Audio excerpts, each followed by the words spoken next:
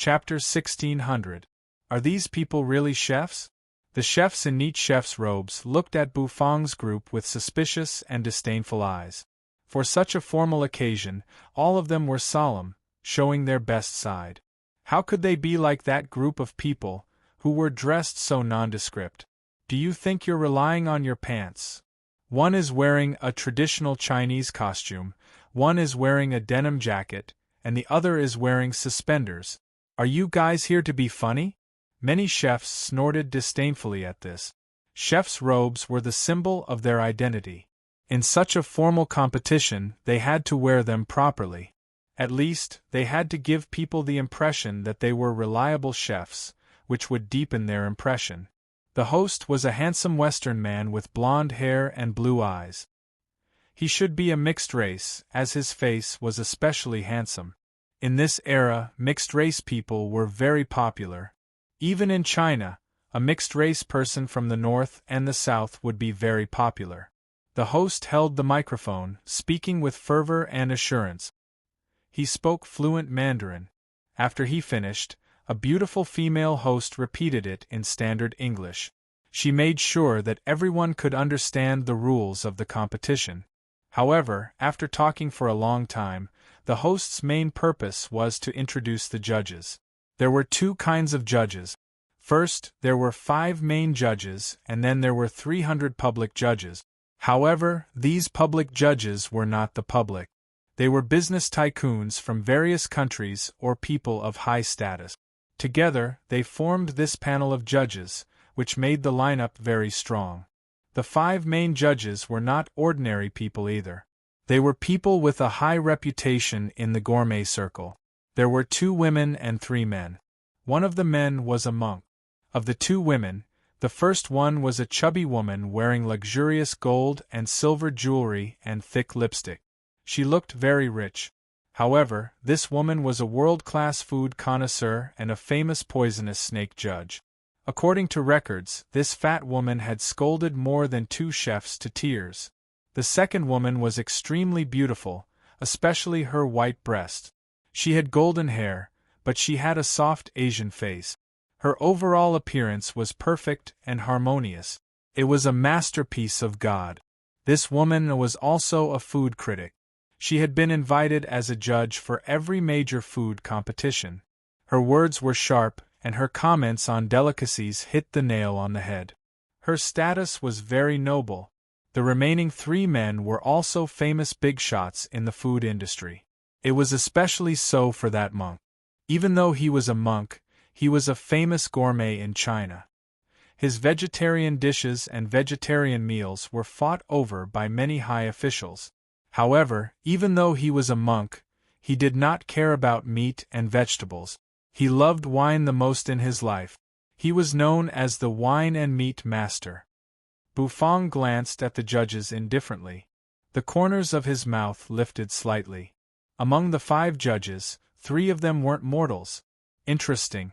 Among the public judges, there were also many people who were suppressing dense spiritual qi. Yugo was heartless. As a qi cultivator, he did not care what others thought of him.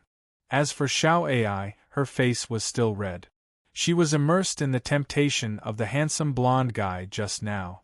All right, the judges have finished their introductions. The World God of Cookery Tournament has invited the world's most famous judges. There is no doubt that this will be a cruel competition, a strict competition, and a competition that will go down in history. The prize money is 100 million. 100 million. If God can give me another chance to start all over again, I'm willing to give up my hosting career and become a chef. The host's witty words caused the atmosphere to be rather lively. Now, the theme of the first round of the World God of Cookery Tournament is noodles. Noodles are a common topic all over the world. I hope the chefs from all over the world can present us with top-notch noodles. Cooking time is 1 hour. The ingredients are ready. Chefs, please wave your kitchen knives and scoop up your long ladles. Let's get started. The host shouted at the top of his lungs. The atmosphere of the audience was boiling. Boom, boom, boom. The host's words fell. On the row of stoves, the smell of fire could be heard. Of course, there were more sounds of the chefs fiddling with the ingredient. Noodles? Senior, what kind of noodles are you going to make? Yu Ge was very confident in Bu Fang's cooking. He had tasted Bu Fang's dragon blood rice and egg fried rice. 3 spoonfuls of it had captured his heart. His firm and unwavering heart of fasting was broken. Xiao Ai didn't trust Bu Fang very much. After all, from Bu Fang's information, she knew that Bu Fang was just an apprentice chef. An apprentice chef, participating in a world competition. Are you King kidding me? Which chef here isn't a world-class chef? Which chef here doesn't cook in a 5-star hotel? You're just an apprentice chef. What ability do you have to compete with so many chefs here? Do you think you're making a movie? How can an ordinary chef compete with countless chefs and win the championship of a food competition? Wake up, young man. Xiao Ai didn't have much confidence in Bu Fang. She admitted that Bu Fang was very strong, but being strong and having great cooking skills were 2 completely different things. Even if he was an immortal, he could still cook dark cuisine. That was undeniable. So she didn't have any hope in Bu Fang at all. She felt that Bu Fang must have some purpose in participating in this competition. What she needed to do was to find out Bu Fang's purpose and inform Chief Luo. Noodles? So the theme is noodles? Bu Fang narrowed his eyes. He had opened a restaurant in the alternate world for so many years, but he didn't make many noodle delicacies. Back then, there was a Rampage ramen that was very popular. However, Bu Fang didn't plan to make Rampage ramen now. He pulled open the cabinet under the stove, which was filled with a lot of ingredients. Bu Fang glanced at them one by one. There was fine flour, fresh noodles, and of course, a large bag of instant noodles. Oh, instant noodles? The corner of Bu Fang's mouth twitched. Why did instant noodles exist? Bu Fang remembered that he had made instant noodles in the Xiaoyi Divine Dynasty. That bowl of instant noodles was known as the Soul Demon's nemesis. There are instant noodles here? You are the host's son, aren't you? Is this specially prepared for you? Xiao Ai, who had also discovered the instant noodles, was surprised. Instant noodles are a blessing for people who don't know how to cook. I can't believe it actually appears in such a world competition. It's truly a competition. The host is really thoughtful. However, Xiao Ai didn't think that Bu Fang would take out the instant noodles. The host is just putting on a show. I can't really take out the instant noodles, can I? If that's the case, I might as well give up. Suddenly, Xiao Ai's eyes widened. That was because she realized that Bu Fang had really taken out the instant noodles from the cupboard. He even grabbed an egg. Are you really going to make instant noodles? Xiao Ai looked at Bu Fang as if he was a fool. No wonder you are an apprentice chef. If you make a bowl of instant noodles in the competition, aren't you just waiting to lose? Bu Fang glanced at her and didn't say anything. Yu Ge, on the other hand, was very sensible because Bu Fang had captured his heart. Swish! Bu Fang tore open the wrapper of the instant noodles and took out the flatbread from within. In the distance, many people heard the sound of Bu Fang tearing the bag. They turned to look at him, looking at him as if he was a fool. Where did this retard come from? How could he make instant noodles in the World God of Cookery tournament? Do I need you to make instant noodles? Many judges were speechless. How could something like instant noodles be put on the table? The host also noticed Bu Fang. After all, it was difficult for a chef to take out a bag of instant noodles without attracting attention. Haha. I didn't expect that some chefs in this competition are really naughty. I can't believe they actually used instant noodles to compete. What kind of delicacy can instant noodles be made? Let's wait and see. The host had given him a lot of face. Many judges snorted. When the instant noodles were brought to them, if they took a bite, they would broadcast themselves eating *T. The group of judges sneered. The 5 judges, on the other hand, ignored Bu Fang. Instant noodles, with their status, How could they possibly eat instant noodles? Humph. Xiao Ai's eyes widened as she looked at Bufang. She wanted to see if there was anything special about Bufang. Since he dared to use instant noodles to cook, he must have something up his sleeve. Did he have some secret weapon? But she was soon disappointed. Secret weapon? Soak it in boiling water? The corner of Xiao Ai's mouth twitched. Could it be that I've been fasting for so long that I've lost the ability to judge food? That the egg fried rice I made was just a simple egg fried rice? Otherwise, why would Bufang's instant noodles be cooked in the proper way? Piece by piece, the bread fell into the pot and spread.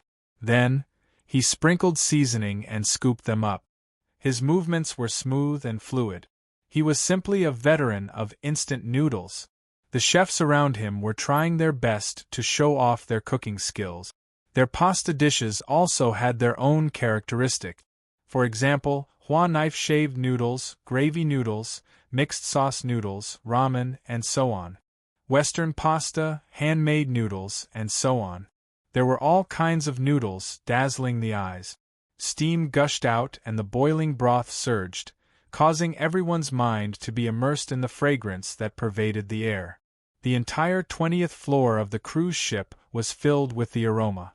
Bufang's movements were methodical as he scooped the noodles out of the wok. He scooped out the instant noodles from the pot and put them into small bowls. In total, he made more than a dozen bowls. As for the fried eggs, Bufang only fried 5 eggs. The chefs around him had also finished cooking. They brought the noodles to the judges one after another. These noodles were the results of their team's research. Although it was just a bowl of noodles, there were many stakes in it. After all, they had many competitors. This bowl of noodles had to consider the strength of their opponents, the presentation of their trump cards, and so on. Bowls of noodles were served. The host was talking eloquently. The 5 judges and the 300 public judges began to taste the delicious food. Few Bufang's instant noodles done. Bufang simply placed the last noodle in the blue and white porcelain bowl, ended his cooking, and exhaled gently. How can you be so slow when making instant noodles? You'd better not go up there and make a fool of yourself. Really, I advise you as an experienced person. Xiao Ai looked at Bufang and said. The corner of Bufang's mouth twitched slightly. You and you go, serve the noodles. Bufang said. Xiao Ai was speechless. It's one thing for you to make a fool of yourself, but you also want to drag me into this. Can't you see that the handsome guy with blonde hair and blue eyes is watching me? As soon as I come up on the stage, my reputation will be ruined. However, Xiao Ai had no choice but to follow behind Bufang, carrying the noodles with you go. The noodles were covered by the fried eggs, so they couldn't see what was underneath. With the noodles, Bufang walked to the judges' table. As Bufang stepped onto the stage, the judges' table and the 300 public judges suddenly sneered. Ouch! I'm dying of laughter. He really dares to bring instant noodles up. I admire this contestant's courage. Instant noodles. If this thing can make me advance, I'll eat white rice with garlic for a month forever.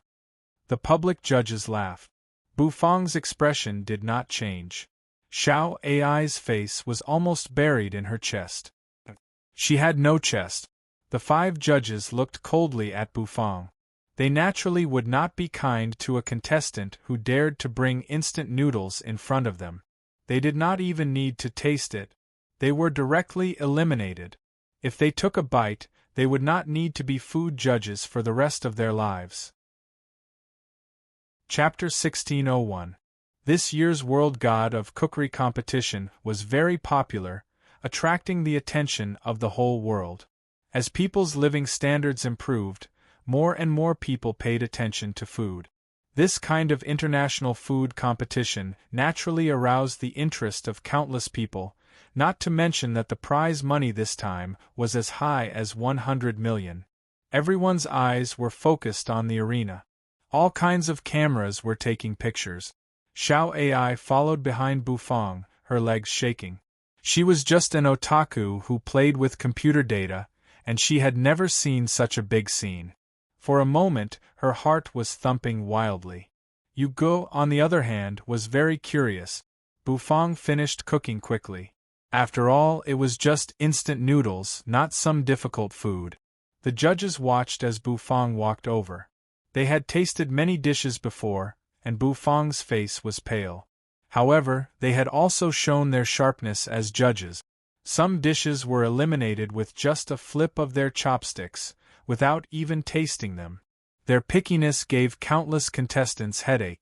The judges from the general jury were not as picky, but the main judges were the 5 main judges. The main judges also accounted for the majority of the scores. With so many contestants, it would take a lot of time to taste each dish. However, although it took a long time to cook, the tasting time was very short. That was because the judges were too picky. Their pickiness of the dishes was almost abnormal. For example, if they saw a few strands of noodles of different thickness, they would eliminate them without giving the chef a chance to explain. Sometimes, the judges would just take a glance at the chef and eliminate him.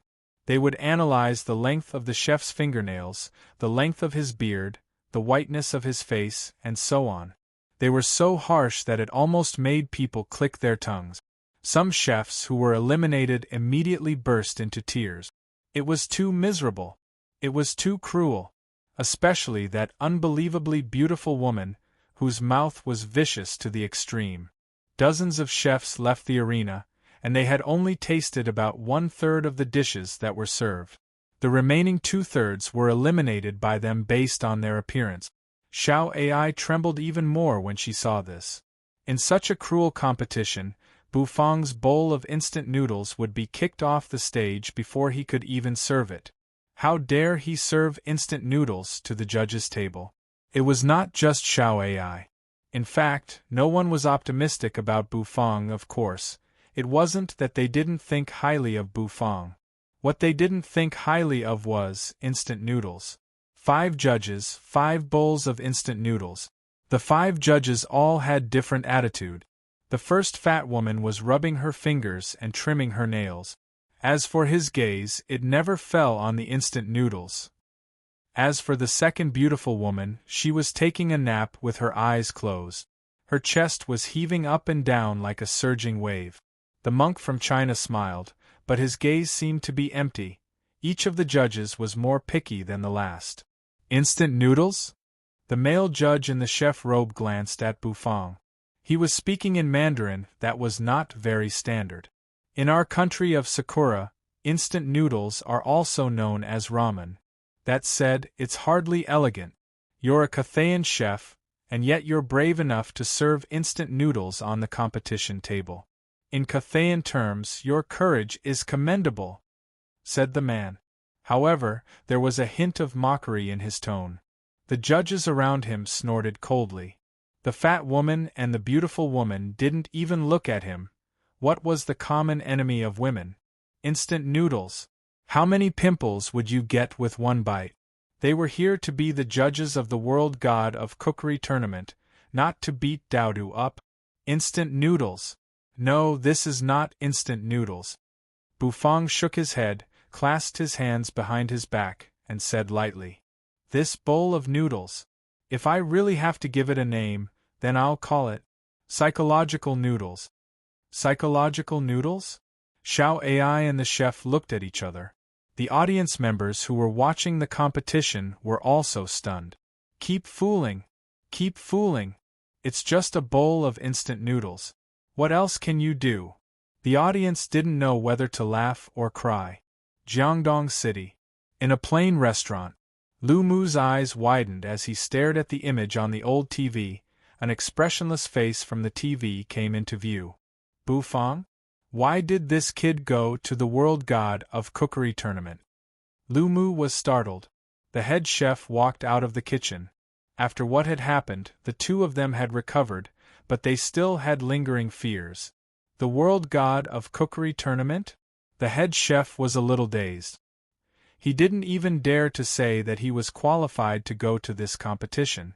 However, when he thought of Bu Fang's delicious sour and spicy shredded potatoes, the head chef felt that Bu Fang might really have a chance, but Bu Fang's dish this time is a bowl of instant noodles. Who can't make instant noodles? I can do it too. I can do it too. Lu Mu curled his lips. Instant noodles? The head chef narrowed his eyes. Based on his understanding of Bu Fang, this was definitely not an ordinary bowl of instant noodles. Take it away. You're eliminated. The fat woman finished trimming her fingernails, and the fat on her face trembled. She smiled and said, she directly sentenced Bu Fang to death. Instant noodles? She wouldn't taste it even if she was beaten to death. She was as beautiful as a flower. How could she eat junk food like instant noodles? The surrounding judges also nodded. You haven't eaten yet. Xiao Ai muttered behind Bu Fang. Although she didn't think that Bu Fang's instant noodles could advance, it was a little unfair for the judges to directly eliminate Bu Fang without tasting it. Don't eat it. You can tell what kind of junk food like instant noodles is with your eyes. The fat woman continued to shake her head. Take it away. The beautiful woman also said. They didn't have a good attitude toward instant noodles. In the distance, the waiters in white shirts and black vests standing behind the judges stepped forward, trying to remove the instant noodles on the table. Bu Fang's expression didn't change all the time. However, when those waiters were about to remove the dishes, he said lightly, You don't want to eat? Well, then you can remove the egg. Bu Fang said, Remove the egg? Bu Fang's instant noodles were made in a very special way.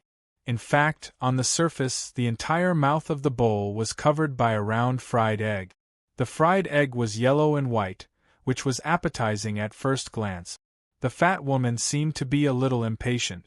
She grabbed a stainless steel fork and tore the fried egg apart. Once the egg was removed in an instant, the surrounding people were all stunned. Pang seemed to have heard a violent explosion. That instantaneous shockwave made them feel a little absent-minded. Beams of light shot out from under the uncovered egg. Then, there was the aroma that was so strong that it could melt people's hearts. The 5 judges were stunned at the same time. This aroma caught their hearts in an instant. Unlike the previous instant noodles, the aroma of this noodles was different. Gulp. The fat woman grabbed the fork, staring blankly at the instant noodles. Her red lips pursed, swallowing a mouthful of saliva.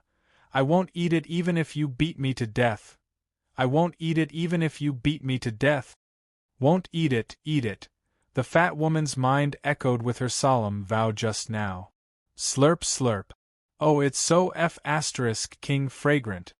The fat woman held the blue and white porcelain bowl, uncovered the egg, and took a spoonful of golden glazed noodles, stuffing it into her mouth. Her mouth pouted and she sucked deeply. The end of the noodles swayed, splashing the thick soup. Boom! A mouthful of noodles entered her mouth. The fat woman's eyes widened to the widest in history. Even the fat around her eyes couldn't restrict her eyes. This taste, the fat woman was deeply intoxicated. She felt that at this moment, she was walking on the beach, her body wrapped in a thin veil. The men around her looked at her with burning eyes. The waves came crashing down, slapping against her bare feet. The fat woman's face turned red and she grunted. In the next moment, she, who was running on the beach, seemed to bend down, her hands stroking from her bare feet up, forming an S-shaped curve. At that moment, the fat on her body was shaking. At that moment, her heart burst out. At that moment, she felt that she was the fattest. Slurp. The last mouthful of noodles entered her mouth, and she didn't know when the egg was finished. Even the soup in the blue and white porcelain bowl had been emptied. The fat woman was deeply intoxicated. The people around her were stunned. The beautiful woman sitting next to her opened her mouth into a circle.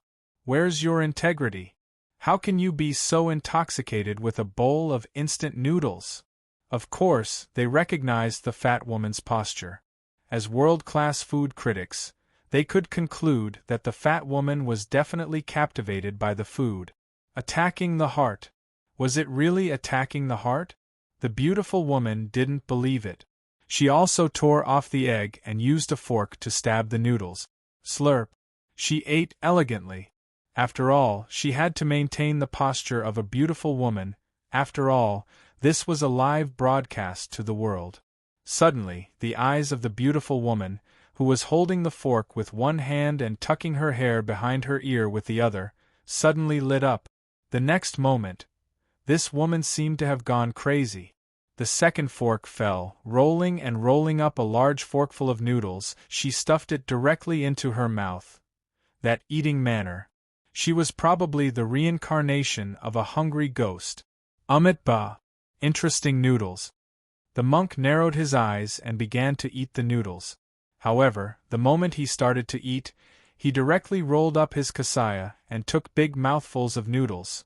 The Sakura chef, who had mocked Bufang earlier, had long buried his head in the bowl. He suddenly raised his head, and his face was intoxicating red. Crazy! This is King crazy. This judge is crazy. He ate the noodles as if he was eating something else. Could it be any more exaggerated? This is noodles, not medicine. Looking at the 5 judges who were still intoxicated, everyone was dumbfounded. Didn't they say that they wouldn't eat a mouthful of noodles? Didn't they say that they would have integrity? Didn't they say that the judges would eat *T while eating noodles? Gulp, the air was filled with a rich aroma. The smell was alluring, intoxicating, and intoxicating. Ding, ding, ding. Without a doubt, Bufang was directly approved by 5 votes. The 5 judges gave their results at the same time. The fat woman narrowed her eyes, savoring the taste. I never thought I would eat instant noodles so crazily. The springy noodles in my mouth felt as if there was a small hand massaging my entire body, making me feel as if I had turned into a fluttering swallow. That's the taste of first love, that's a harbor in the depths of my heart. Swallow your sister. The people around couldn't help but curse. Don't you know how fat you are? Not to mention a swallow, even the wings of an eagle can't carry you. Big sister. The beautiful woman's expression was complicated. The texture of the noodles is just right. The chef took the time to talk to the judges into consideration. The qualitative change of the noodles under the egg. It's unbelievable. Noodles that attack the heart can indeed be called noodles that attack the heart. This is not an ordinary instant noodles. Soup base, noodles, egg, everything fused together too perfectly. Impeccable. Xiao Ai was a little confused. Have these judges never eaten instant noodles before? Can instant noodles be promoted? Is this child's play? The audience watching the live broadcast was also in an uproar. Is this a joke? A packet of instant noodles. He just added a poached egg, and he conquered the judges of the World God of Cookery competition? A competition with a prize of 100 million yuan is like this? Am I eating instant noodles with a prize of 100 million yuan while watching the live broadcast? The audience was in an uproar. They thought it was funny. However, they couldn't change the judge's decision. He had advanced to the next level. Under the jealous gazes of many chefs, he stepped into the promotion seat. He became the first chef to advance. At this moment, the public judges were also immersed in the delicious taste of Bufang's instant noodles. They couldn't extricate themselves.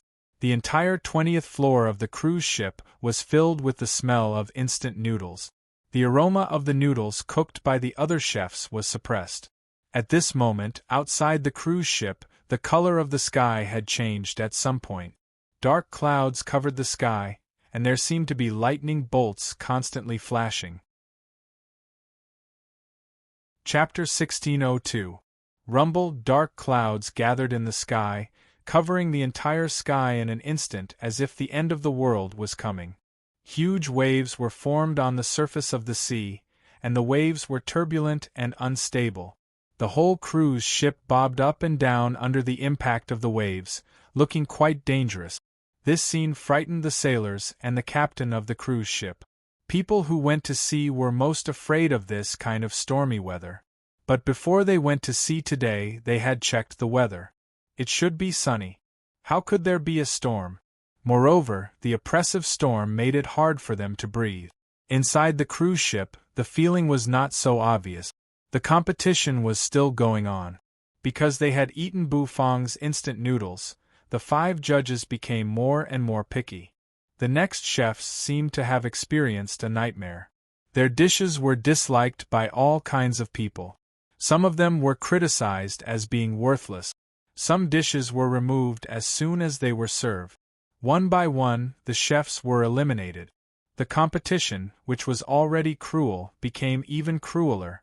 The audience watching the live broadcast was also dumbfounded. At this moment, they finally felt the cruelty of the competition. The dishes that, in their eyes, made them drool, were removed by the judges in disgust. Was this really a food competition? Was this not an instant candy competition? Which dishes were not good to order? Once they were ordered, they would disappear. Many chefs were indignant. They did not believe that their dishes would be eliminated by a bowl of instant noodles, but the cruelty of the judges was beyond their imagination. In the end, after a long time, only Bufang's bowl of instant noodles was promoted to the next round. However, as time went by, perhaps the influence of the instant noodles was fading. The judges' evaluation process gradually became more lenient. More and more contestants were promoted to the next round, and they wept with joy. Rumble! The sky was thundering. The sailors and crew of the cruise ship were scared out of their wits. They could only pray that the storm was not too terrible. On the 20th floor of the cruise ship, Bufang and Yugu were sitting together. Bufang was taking a nap with his eyes closed. He did not take this kind of competition seriously. After all, Bufang was not in the same realm as the chefs on Earth. What a depressing atmosphere. Yuji's expression suddenly changed. He walked to the window of the cruise ship and looked out. His expression immediately changed. Which almighty being is going through the tribulation? Yuji's pupils constricted in disbelief. When the chi refinement warriors on Earth cultivated to a profound level, they would have to go through the tribulation. As a chi refinement warrior, Yugu was naturally aware of this. In this situation where there was only thunder and no rain, it was very likely that some mighty figure was about to undergo a tribulation. The lightning tribulation shrouded the top of the cruise ship. Could it be that this mighty being was on the cruise? Yugo was shocked. Just who in the world was it that he didn't know even though he was on the cruise ship? Could it be an earth deity? Ugh! Lightning tribulation. Suddenly, an indifferent voice rang out in Yuji's ears. Yugo, who was watching the lightning tribulation outside, couldn't help but tremble. F***CK. Senior, you almost scared me to death.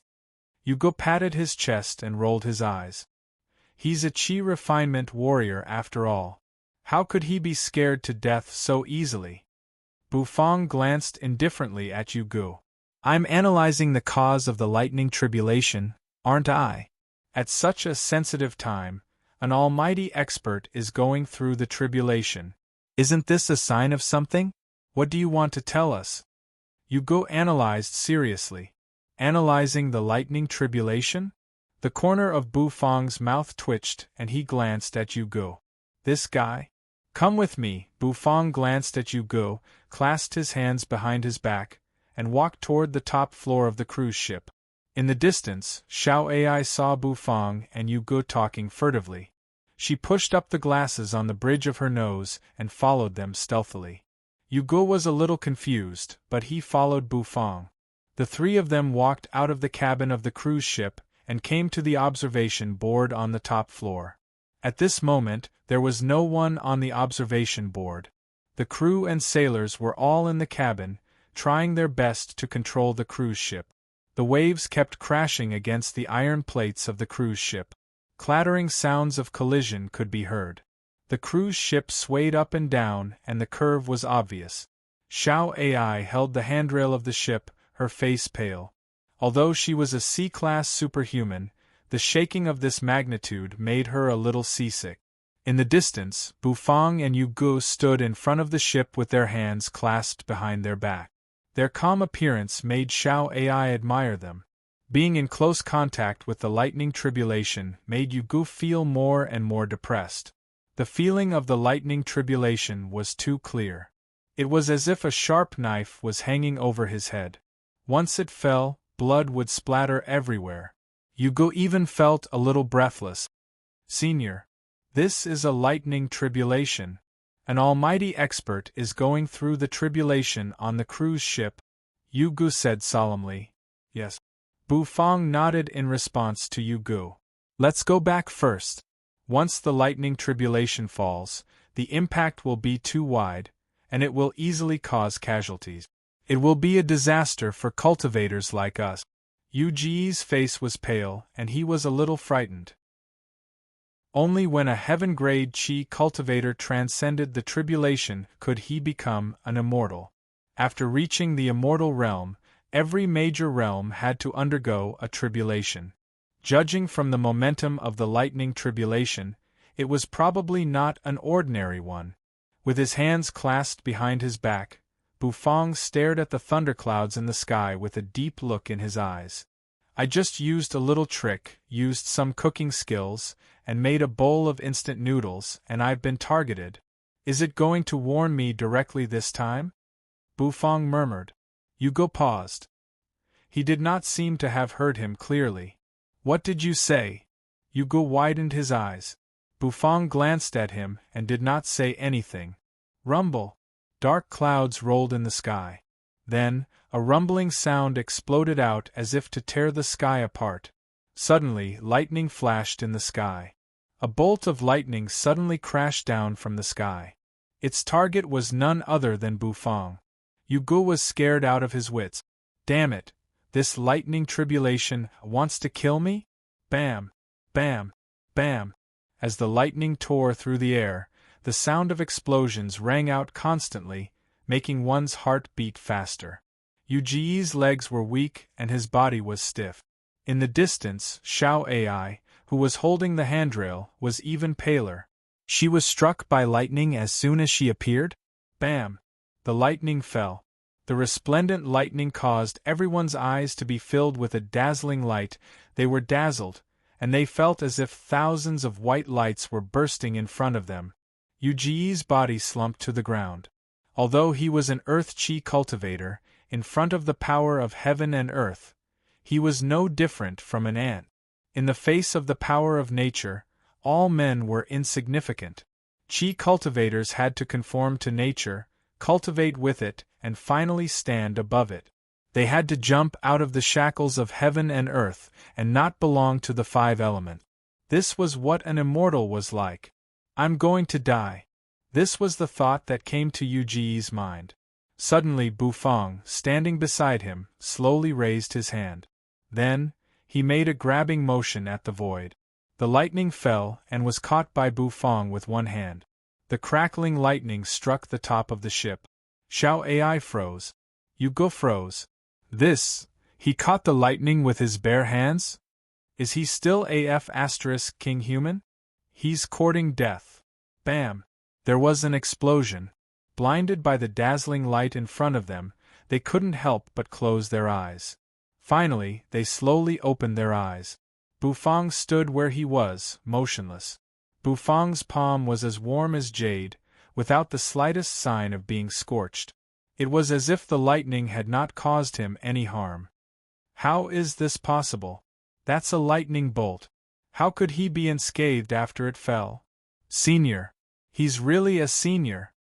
Yu Ji's mouth fell open and he looked dumbfounded. Bufang clapped his hands and frowned. This lightning tribulation is a bit lousy. Bufang pursed his lips. Xiao Ai and Yu Gu were already beyond shock. On the ship, many crew members ran out one after another. When they saw the lightning fall on the ship, they were scared out of their wits. Did they not look at the almanac when they went out today? Not long after they set sail, they were struck by lightning. But as soon as they came out, they were dumbfounded. The top floor of the ship was unscathed, and there was no sign that it had been struck by lightning. What about the lightning tribulation? Yugo came up to Bufang and asked in horror. I crushed it. Bufang put his hands behind his back and stepped into the cabin. The cooking competition was still going on, and Bufang was not in a hurry. Crushed it? Yugo was dumbfounded. You crushed the lightning tribulation with your bare hands? Who do you think you are? Thunder God. Xiao Ai was so scared that she could not speak. Yugo had thought that the lightning tribulation was transcended by some almighty expert in the cabin, but it turned out that it was Bufang who was next to him. Senior, are you transcending the tribulation? Are you a legendary immortal? Yugo stammered. The more he asked, the more excited he became. Me? No. I don't transcend tribulation. Bufang shook his head. It's instant noodles, Bufang said. He transcended the tribulation with instant noodles? Yugo paused, and the next moment, the expression on his face became very funny. Did Bufang mean that he just transcended the tribulation with instant noodles? Instant noodles transcended the lightning tribulation? But when he saw Bufang's expressionless face, he could not laugh anymore. Could it be true? That lightning tribulation just now was instant noodles? What do you think? Such a weak lightning tribulation is not even enough to scratch an itch, Bufang calmly said as he raised his head to look at the sky. Yugo felt stifled. As an earth-level chi cultivator, he had not transcended the lightning tribulation yet. Could it be that he, an earth-level chi cultivator, could not even compare to a bowl of instant noodles?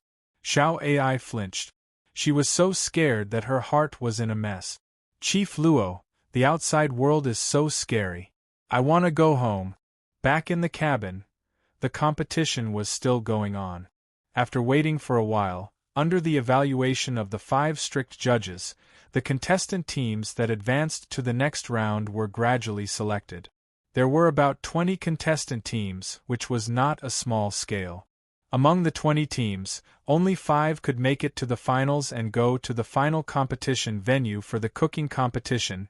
Bufang knew that the final competition venue should be the spiritual energy ceiling point. The competition was still going on. The cruise ship sailed on the vast sea, and wherever it passed, the waves would be turned over. The cruise ship was very luxurious. The chef teams that did not advance could also enjoy the ultimate sailing vacation brought by the cruise ship. The organizer behind the cruise ship was very generous. Bufang returned to his room.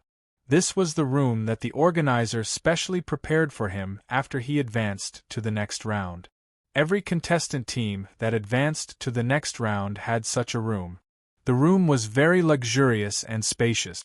It was equipped with floor-to-ceiling windows that offered a beautiful view of the sea. It was one of the most luxurious rooms on the whole cruise ship. Yugo and Xiao Ai were also in the room. It was late at night. The bright moon rose over the sea, and the sparkling water reflected the moonlight. Xiao Ai changed into a bathrobe. The bathrobe stretched open, revealing 2 straight and beautiful legs. She curled up on the sofa and put her legs on the coffee table. There was a computer on her lap, and her hands were nimbly typing on the keyboard. Here, this is the information about the remaining 19 teams that advanced to the next round that you wanted. Xiao Ai turned the computer around and handed it to Yugo, who was still wearing an ancient-style robe. These 19 teams are not ordinary. 8 of them are from Hua, and each of them has a superpower. They can't hide their spiritual energy from me, Xiao Ai said, taking a sip of the ice juice. In the distance, Bufang was resting with his eyes closed. Yugo and Xiao Ai were discussing something. In fact, they also found something different. The teams that advanced to the next round of the cooking competition all had superpowers? That was a little interesting. In the distance, the bright moon hung high in the sky, and the sea was rippling. The sea view outside the floor-to-ceiling windows was particularly charming. Suddenly, in front of the floor-to-ceiling windows, one shadow after another slowly descended. Xiao Ai and Yugo, who were talking and laughing, were suddenly stunned. They turned their heads and looked out of the window. The black shadows suddenly raised the weapons in their hand. Black muzzles were aimed at them. Bang, bang, bang. The next moment, sparks flew, and the floor-to-ceiling windows shattered. Chapter 1603. Clang. A loud explosion rang out. The floor-to-ceiling window, which had been polished until it was almost transparent, burst open. Dense cracks covered the surface of the sword. It suddenly burst open. The sound of gunfire seemed to tear the sky apart. Bang, bang, bang. The black shadows in front of the floor-to-ceiling windows raised the submachine guns in their hands and fired at them with tongues of fire. This scene was out of everyone's expectations. Xiao Ai was startled and instantly screamed. She, who was wearing a bathrobe, rolled over and hid behind the sofa. Bang, bang, bang. The cotton wool on the sofa flew everywhere. Yugo was also slightly surprised. He tapped the ground with his toes and floated away. All of the bullets missed their target. What's going on? Why are people shooting on the cruise ship? Why are there assassins? Xiao Ai screamed. Although she was a C-class superhuman, she was still very fragile in the face of bullet. She felt a chill run down her spine when she remembered that she had just walked in front of the gates of hell. The shadows in black, wearing bulletproof vests and helmets, holding submachine guns in their hands, untied the straps on their bodies, and rushed into the room in an instant. Their goal was simple. Without a doubt, they wanted to kill everyone in the room. Bang, bang, bang. The assassins rushed into the room and immediately locked on to their target. Their target was Bufang, who was sitting quietly with his eyes closed. Xiao Ai and Yugu hid in the corner. The assassins did not care about them. Their guns were aimed at Bufang. Without the slightest mercy, they pulled the trigger. Bang, bang. The sound of gunfire became very clear and sharp in the room. The bullets spun and cut through the air, producing a series of sonic booms. Xiao Ai's face was pale. Who were these people? Why did they want to kill Bufang? Their target was so clear. Was it Bufang? The bullets were so fast that they spun and cut through the air. They were aimed at Bufang's forehead, eyes, and other vital points. These people were well-trained assassins, and they were particular about killing with one blow. Bufang opened his eyes. His eyes were deep. In his eyes, the speed of the bullets seemed to have become very slow. Bufang slowly raised his hand. He pointed his finger in front of him. It was like a stone thrown into a calm pond. Instantly, a series of ripples spread out. Time, which had slowed down, suddenly returned to normal. As for the bullets, they were shot back in the opposite direction. Poochie! Poochie! The assassins wearing bulletproof vests never expected this scene. The bulletproof vests on their bodies exploded, and blood splattered everywhere. He fell to the ground. The whistling bullets pierced through their bodies. Damn it! Someone let out a low growl. Who would have thought that a chef could be so difficult to deal with? A killer's shoulder was bleeding, but he still raised his gun, aiming at Bufang, aiming at Bufang's head. He wanted to pull the trigger and kill Bufang. However, Bufang looked at him indifferently. Under the horrified gaze of the killer, the barrel of his submachine gun slowly twisted. It was twisted to the extreme and aimed at his own head. Pring! The trigger was pulled. The assassin fell to the ground. Dead, they were all dead. Xiao Ai, who was hiding behind the sofa, was in a daze. She was just a little otaku. She had never seen such a bloody scene before. Yugo did not take it seriously. Bufang can even crush a lightning tribulation, let alone a mortal. Unless a mortal used a missile or a nuclear bomb to blow up Bufang, he would never be able to kill Bufang. Even a heaven-grade chi cultivator could not be killed by ordinary firearms, let alone a freak like Bufang who could crush a lightning tribulation with his bare hands. This senior was probably the legendary Earth Immortal. Oh, it's really strange to be able to advance by eating instant noodles. You must have put something in the noodles, haven't you? A faint chuckle resounded. The originally empty air suddenly became stagnant. 3 figures emerged. They were 3 figures wrapped tightly in bandages. The leader was wearing red bandages, while the 2 behind him were wearing black bandages. Ninjas from Sakura Island, Yugo frowned. Xiao Ai's pupils constricted. It was the people from Sakura Island who wanted to kill them. Why? Xiao Ai couldn't believe it. She didn't understand why these people wanted to kill them. Was it for the cooking competition? But it was just King cooking competition. Mr. Tanajiro said. He has reserved a place in the top 5 of this competition, so you can die in peace. The ninja wrapped in red bandages sneered. After that, without waiting for Bufang's response, the ninja waved behind him. Xiao Ai was furious. The people from Sakura Island were so shameless that they dared to kill people for a cooking competition. There was no doubt that these ninjas were superhumans, and they were not ordinary superhumans. The red ninja was probably at the level of an A-class superhuman. A clanging sound rang out. 2 black ninjas pulled out the katanas on their back. With a flash, they dashed out in an instant. In a flash, they disappeared from where they were, and when they reappeared, they were in front of Bufang. The 2 katanas suddenly slashed toward Bufang's neck. The red ninja was confident. Bufang didn't have any spiritual energy. He might have some tricks, but how could he compare to the red ninja? The red ninja was determined to win. Even if Bufang hid his strength, he was not afraid. Could it be that a chef was an S-class superhuman? Bufang sighed. These annoying flies. The next moment, the 2 black ninjas who were waving their katanas stopped in midair. Bufang stood up unhurriedly, reached out his hand, and gently squeezed the katanas. There was a cracking sound. The 2 katanas were broken. These katanas contained a little spiritual energy which could be channeled. However, in Bufang's hands, they were as fragile as biscuit. He raised both hands at the same time and gently patted the faces of the 2 black ninjas.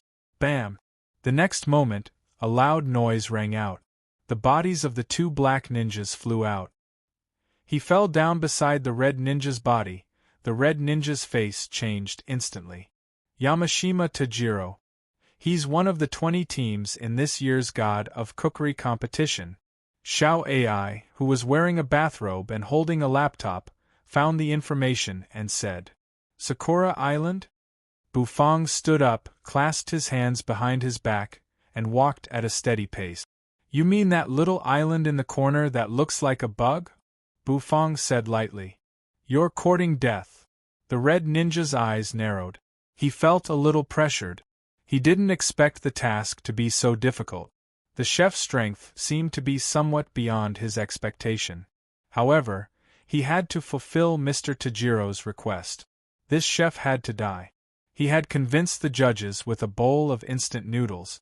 This chef was Mr. Tajiro's rival for the first place in the God of Cookery competition. Buzz, the red ninja's hands quickly made a hand seal. Then, he swung his hand toward Bufang. His figure suddenly split into more than a dozen. Doppelganger technique. All of a sudden, the red ninja froze. With a smack, the red ninja felt as if he was about to be slapped away. The chef's slap landed right on his face. There were so many doppelgangers, but why did it happen to hit his real body? The red ninja opened his mouth to speak. However, Bufang still slapped him. The red ninja staggered backward from the force of the slap. Bufang raised one hand and slapped the red ninja again and again. The red ninja's face turned red and swollen from the slaps. The doppelgangers had already dispersed. From Bufang's body, he felt an incomparably terrible pressure. Bufang raised his hand and pointed a finger at the red ninja's forehead. Puff! The bandage fell off.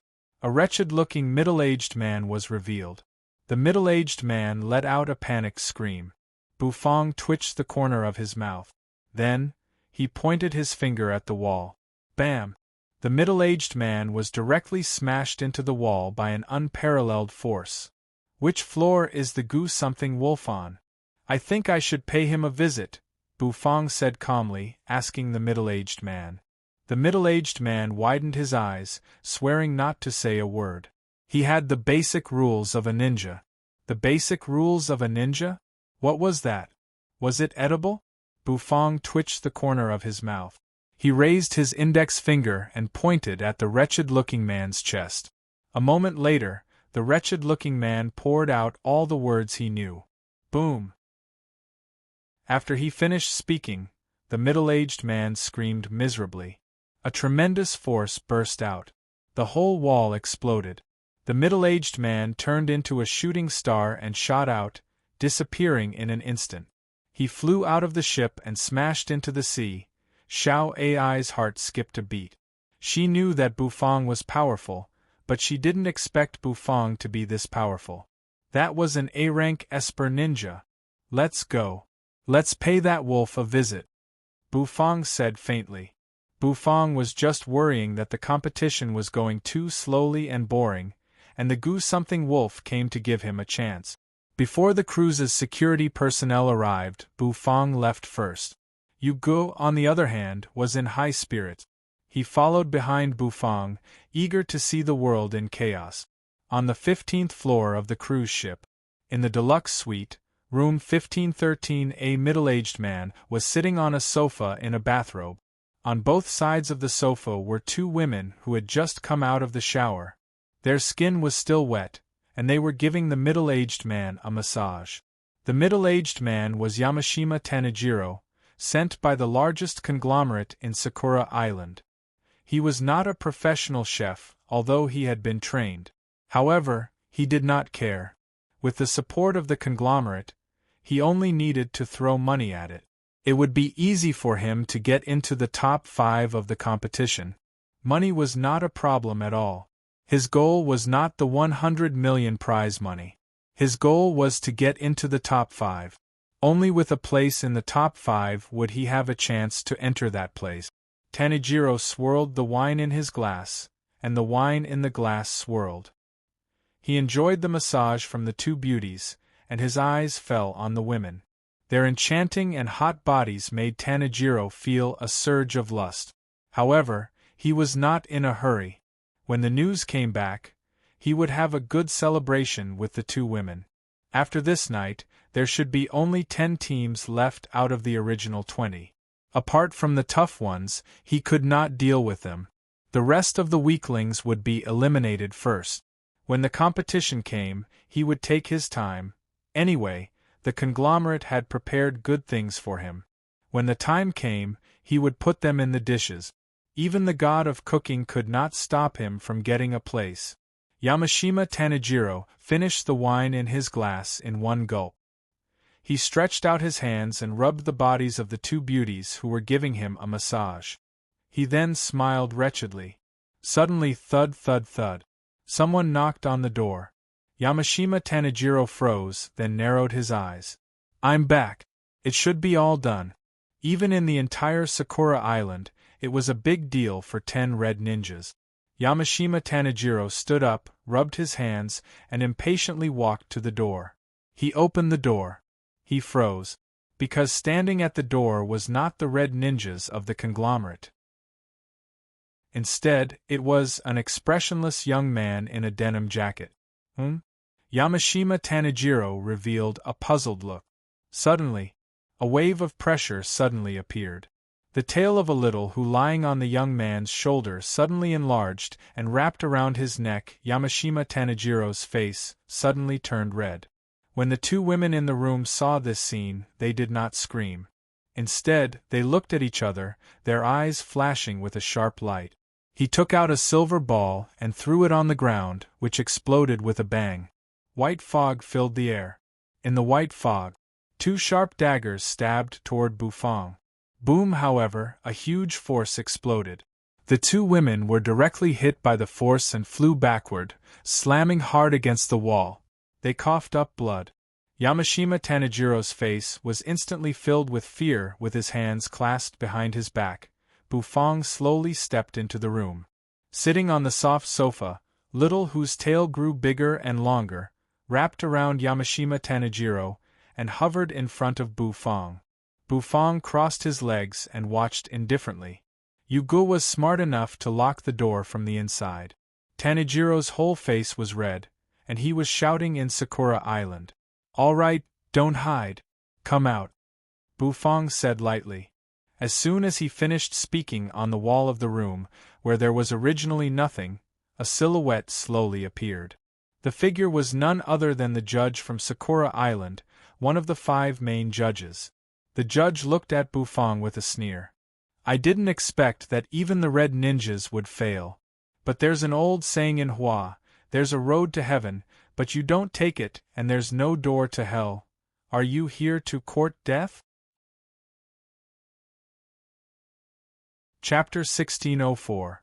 The judges from Sakura country. Was this guy the mastermind? Bufang, who was sitting leisurely on the sofa, slowly turned his head and looked at the judge. Bufang wasn't too sure about the judge's identity, but he had sensed that the judge's body was filled with dense spiritual energy. The density of the spiritual energy was not much weaker than Uge's. A cultivator from a remote place like Sakura Island? The judge's aura was obviously different from those ninjas. When Yamashima Tanjiro, who was tied up by Little Who's tail, saw the judge appear, he hurriedly opened his eyes wide and cried for help. In his eyes, the judge seemed to have become his last life-saving straw. The judge looked at Tanjiro and shook his head in disappointment. However, he still looked at Bufang curiously. Previously, he had felt that Bufang was not ordinary. A bowl of instant noodles was able to conquer the 5 judges. He had personally sensed that the instant noodles didn't contain any impurities, not even spirit energy. In other words, just the pure taste of the instant noodles had conquered them. This kind of cooking skill could be called heaven-defying. Do you know where this ship is heading? The judge said with a faint smile. Oh, I forgot to introduce myself. I'm Yamada. Yes. Bufang nodded in response to the judge's self-introduction. Yamada no Orochi narrowed his eyes. How could you respond so calmly when I told you my name? He shook his head, and the next moment, his aura suddenly changed. Behind him, there was actually a black energy slowly dispersing, floating around his body. Hiss hiss hiss, small black snakes crawled out from his loose robe. Forget it. You won't have a chance to know the destination of this jewel anyway, so I won't tell you too much. Are you ready to taste hell? Yamada no Orochi smiled. Then, he took a step forward, and the wooden clogs on his feet clanged against the floor. Yamata no Kuma. My God. He's one of the top 3 S-class arcanists in Sakura Island. Yamada no Orochi was very famous. When Xiao Ai heard this name, she immediately exclaimed, S-class arcanists are very famous in the world, and everyone knows what it means to be an S-class arcanist. You can call me that too, but I prefer everyone to call me God's chosen one. I'm the one chosen by Orochi. Yamada no Orochi laughed. This was the right way to open it. Boom. In the blink of an eye, his figure moved. Buzz Little Who flicked his tail. Yamashima Tanjiro, who was tied up, immediately shot out. Orochi did not dodge at all. The snake in his hand shot out and instantly bit Yamashima Tanjiro black. Yamashima Tanjiro didn't even have time to scream before he died. Great God Yamata no Orochi? The corner of Bufang's mouth twitched. This so-called great god should be one of the group of people behind the fake spirit chi revival. In the distance, Yugo sneered. Orochi? It's just a snake monster in Sakura Island. In the distance, no one knew when Yugo had appeared. He pinched his fingers into a sword and instantly charged at Yamada no Orochi. Before Bufang could make a move, Yugo and Yamada no Orochi had already started fighting. The two of them were locked in a fierce battle. As a chi cultivator from the immortal island of Penglai, Yugo did not have a good impression of Yamada no Orochi. This snake, who called himself a great god, was just an earth immortal snake monster.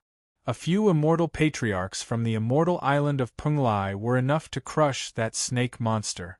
Now, a mere snake monster dared to make trouble in front of him. A Qi cultivator from Hua. An Earth-class Qi cultivator? Yamata no Orochi narrowed his eyes. In his hand, snakes kept growing. They were so dense that they seemed to have turned into snake whips that lashed out fiercely. Boom! The snake whip collided with the sword energy, causing an explosion. Bam! The entire luxury suite exploded in an instant. Everyone on the cruise ship was shocked by the scene. Everyone rushed out of their rooms and looked around in confusion. The security guards, who had missed their target, were now closing in quickly. The battle between Yugo and Yamata no Orochi was very fierce. Their strength was not that different. An Earth-class Qi cultivator was equivalent to an S-class superhuman, so their battle was quite a big one. Xiao AI hid in a corner, secretly recording everything. If the battle of S-class superhumans could be recorded, it would be very helpful for the study of superpowers. Bufang watched calmly as he helped Xiao AI block most of the energy fluctuations. Of course, energy fluctuations of this level were nothing to him. Bam! The more Yugo fought, the angrier he became. The two of them rushed out of the room, soared into the sky, and rushed toward the immensity sea, stepping on it to fight. The scene immediately caused the people on the cruise ship to exclaim. Most of the people on the cruise ship were ordinary people, and they had never seen such a legendary battle. Everyone had a look of shock on their faces. The ability users who were hiding in the crowd frowned when they saw this scene. Things had gotten out of hand, and they had to do something. Umitba.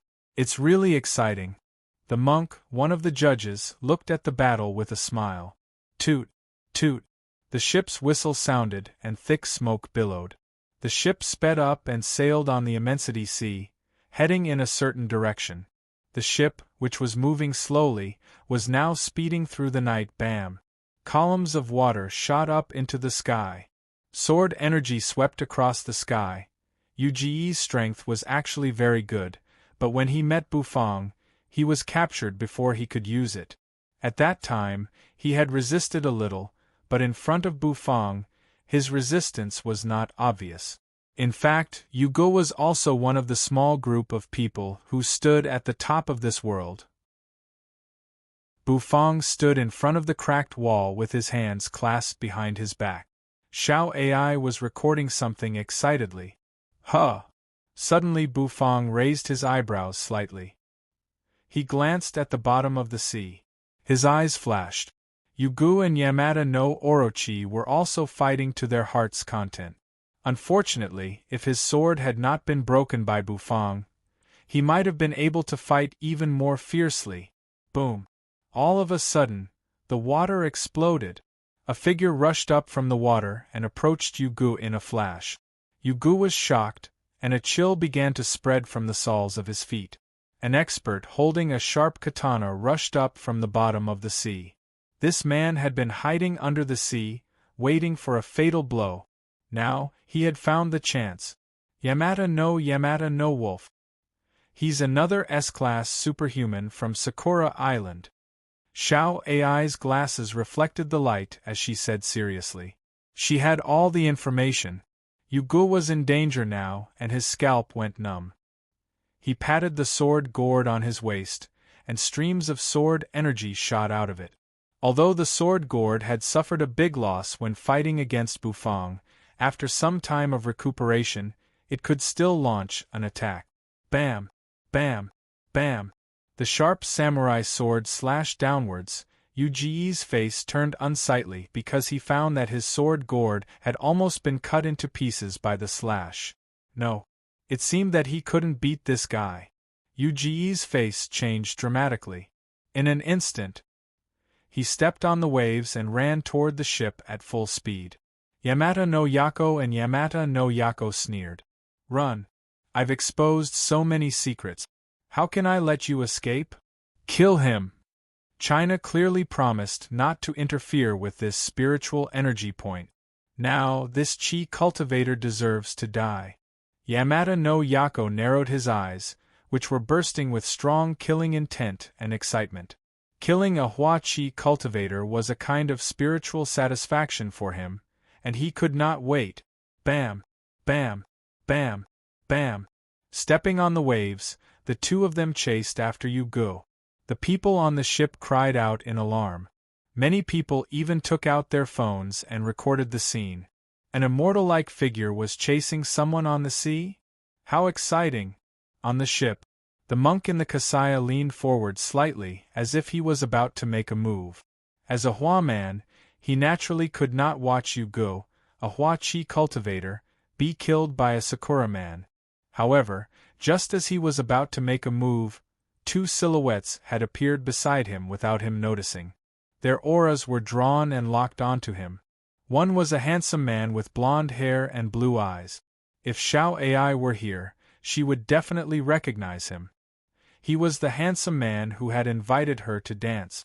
The other was a mixed-race beauty, the one who failed to flirt with Bufang and ended up being flirted with instead. These two were S-class superhumans as well. They had locked onto the monk and prevented him from making a move. "Senior, help me!" Yugo rushed over with a sullen look on his face. "Shameless! I was almost killed!" he shouted at Bufang. Many people were stunned. Yamata no Yako and Yamata no Yako sneered. "Senior? That chef? His spiritual energy is so weak. What can he do?" "Kill him!" Yamata no Yako roared. His arm suddenly swelled and his sleeve burst apart. A ferocious snakehead emerged from it, turned into a giant snake and lunged at Yugo. The sea exploded, and one snakehead after another soared into the sky. Yugo felt a chill run down his spine. Yamata no Yako waved the famed knife in his hand. The knife energy shot out, turned into a half-moon slash, and headed straight for Yugo. This was a deadly situation. No one thought Yugo could survive. Even the monk had given up on making a move. Even if he did, he might not be able to save Yugo. "Senior!" Yugo ran as fast as he could, roaring. Who is Senior calling?" Many people did not know what was going on. Suddenly, some sharp-eyed people saw a figure slowly walking out of the broken room. That was right. Just like that, he walked out unhurriedly. Walking in the air, he was as ethereal as an immortal. Yugo breathed a sigh of relief when he saw Bufang. Bufang's figure flashed and appeared behind Yugo in a flash. Buzz, one snakehead after another approached, biting at him. Bufang's eyelids drooped. The moment the snakehead approached, his eyes widened. His pupils shone brightly. Buzz, the snakeheads were scared out of their wits, as if they had encountered the most terrible thing in the world. They went from strong to weak and listless. Rumble with Bufang's body as the center. An invisible wave of air slowly spread out. Bam! Yamata no Yako was thrown backward, blood spurting from his mouth. His face was full of horror and disbelief. Bufang raised his hand, pointed at him, and pointed a finger at him. Bam! Yamata no Yako's body exploded, smashed into the sea, and sank to the bottom of the sea. Yamata no Yako howled. Holding the famed knife with both hands, he slashed it down. The knife light was so sharp that it seemed to reflect people's eyes. Facing Yamata no Yako, Bufang, on the other hand, was even more casual. He raised his hand and slapped out. It was a light slap, but before it could get close, the knife in Yamata no Yako's hand broke. Yamata no Yako's knife was broken, splash. The sea splashed, and Yamata no Yako was nowhere to be seen. Two S-class superhumans from Sakura Island were killed in an instant. Yugo stepped on the waves. He watched as Bufang easily killed two S-class superhumans with a finger and a palm. He sucked in a breath of cold air. Senior is still my senior. He's worthy of being the man who can crush a lightning tribulation. Everyone on the ship was dumbfounded. Is he still human? Xiao Ai was dumbfounded. How could an S-class superhuman be killed just like that? Who the hell is this Bufang? How strong is he? The pupils of the monk and the two Western superhumans on the ship constricted. The three of them looked at each other, feeling incredulous. However, just when everyone thought that the matter was about to end, a voice suddenly rang out. Bufang did not return to the ship. Instead, he frowned. Sneaking around. Come out, Bufang said faintly. He stretched out his hand and grabbed at the boundless sea in front of him. Bam! Bam! Bam! Bam! The sea in front of him was split in half from the middle, and the water poured down. A huge wave came. A huge serpent tail was pulled out from the sea. Yugo, standing behind Bufang, was dumbfounded. He sucked in a breath of cold air. What the hell? Yamata no Orochi. Chapter 1605. Swoosh. The waves were tumbling. It caused a deafening roar. With a loud bang, the waves were split in half from the middle. A serpent tail was pulled out of the sea by Bufang. The tail was huge and covered with patterned snake scales. The ship was hit by the huge waves and shook violently. Everyone gasped as they looked at the huge serpent tail. What is that? There were countless ordinary people on the ship. They had never seen such a creature before, so they were so scared that they could not speak properly. It looks like a serpent's tail. Such a big serpent tail? Some people's hands that were holding their phones lost their balance, causing them to fall into the sea. Bam! Huge waves tumbled. The mortals on the ship were even more horrified. A monster. The superhumans on the ship also looked solemn and incredulous. Orochi, hiss. It's Yamata no Orochi, the giant monster in the legends of Sakura Island. The superhumans were a little frightened. After awakening their abilities, they realized that this world was not ordinary. The legends and the myths might really exist. The scene of Yugo and the Orochi brothers fighting had given them a lot of stimulation. It was like a battle between immortals, which had completely subverted their ideas. Xiao Ai's hand, which was holding the computer, was trembling. Orochi, this kind of mythical monster also appeared? The world was not peaceful at all. If Orochi was classified according to its level, it would probably reach the SS level. Could he stop this Yamata no Orochi? If they couldn't stop it, everyone present would become food for the Yamata no Orochi. According to historical records, this monster was extremely ferocious. Bufang hovered in midair, his brows slightly raised. He waved his hand. Bam! The serpent's tail was lifted high. All of a sudden, an explosion rang out. Bufang furrowed his brows. Around his body, there were bulges floating in the seawater. The seawater was flowing backward. Yugo was shocked, and his heart shrank. He raised his hand, and suddenly, the sword chi in his hand fluctuated. An earth-rank chi cultivator facing an Yamata no Orochi would probably be slapped to death. On the ship, Tyrant and the superhumans from the west were livid. Those bastards from Sakura Island really have no credibility. Not only did Yamata no Yalang appear, but now even Yamata no Orochi appeared.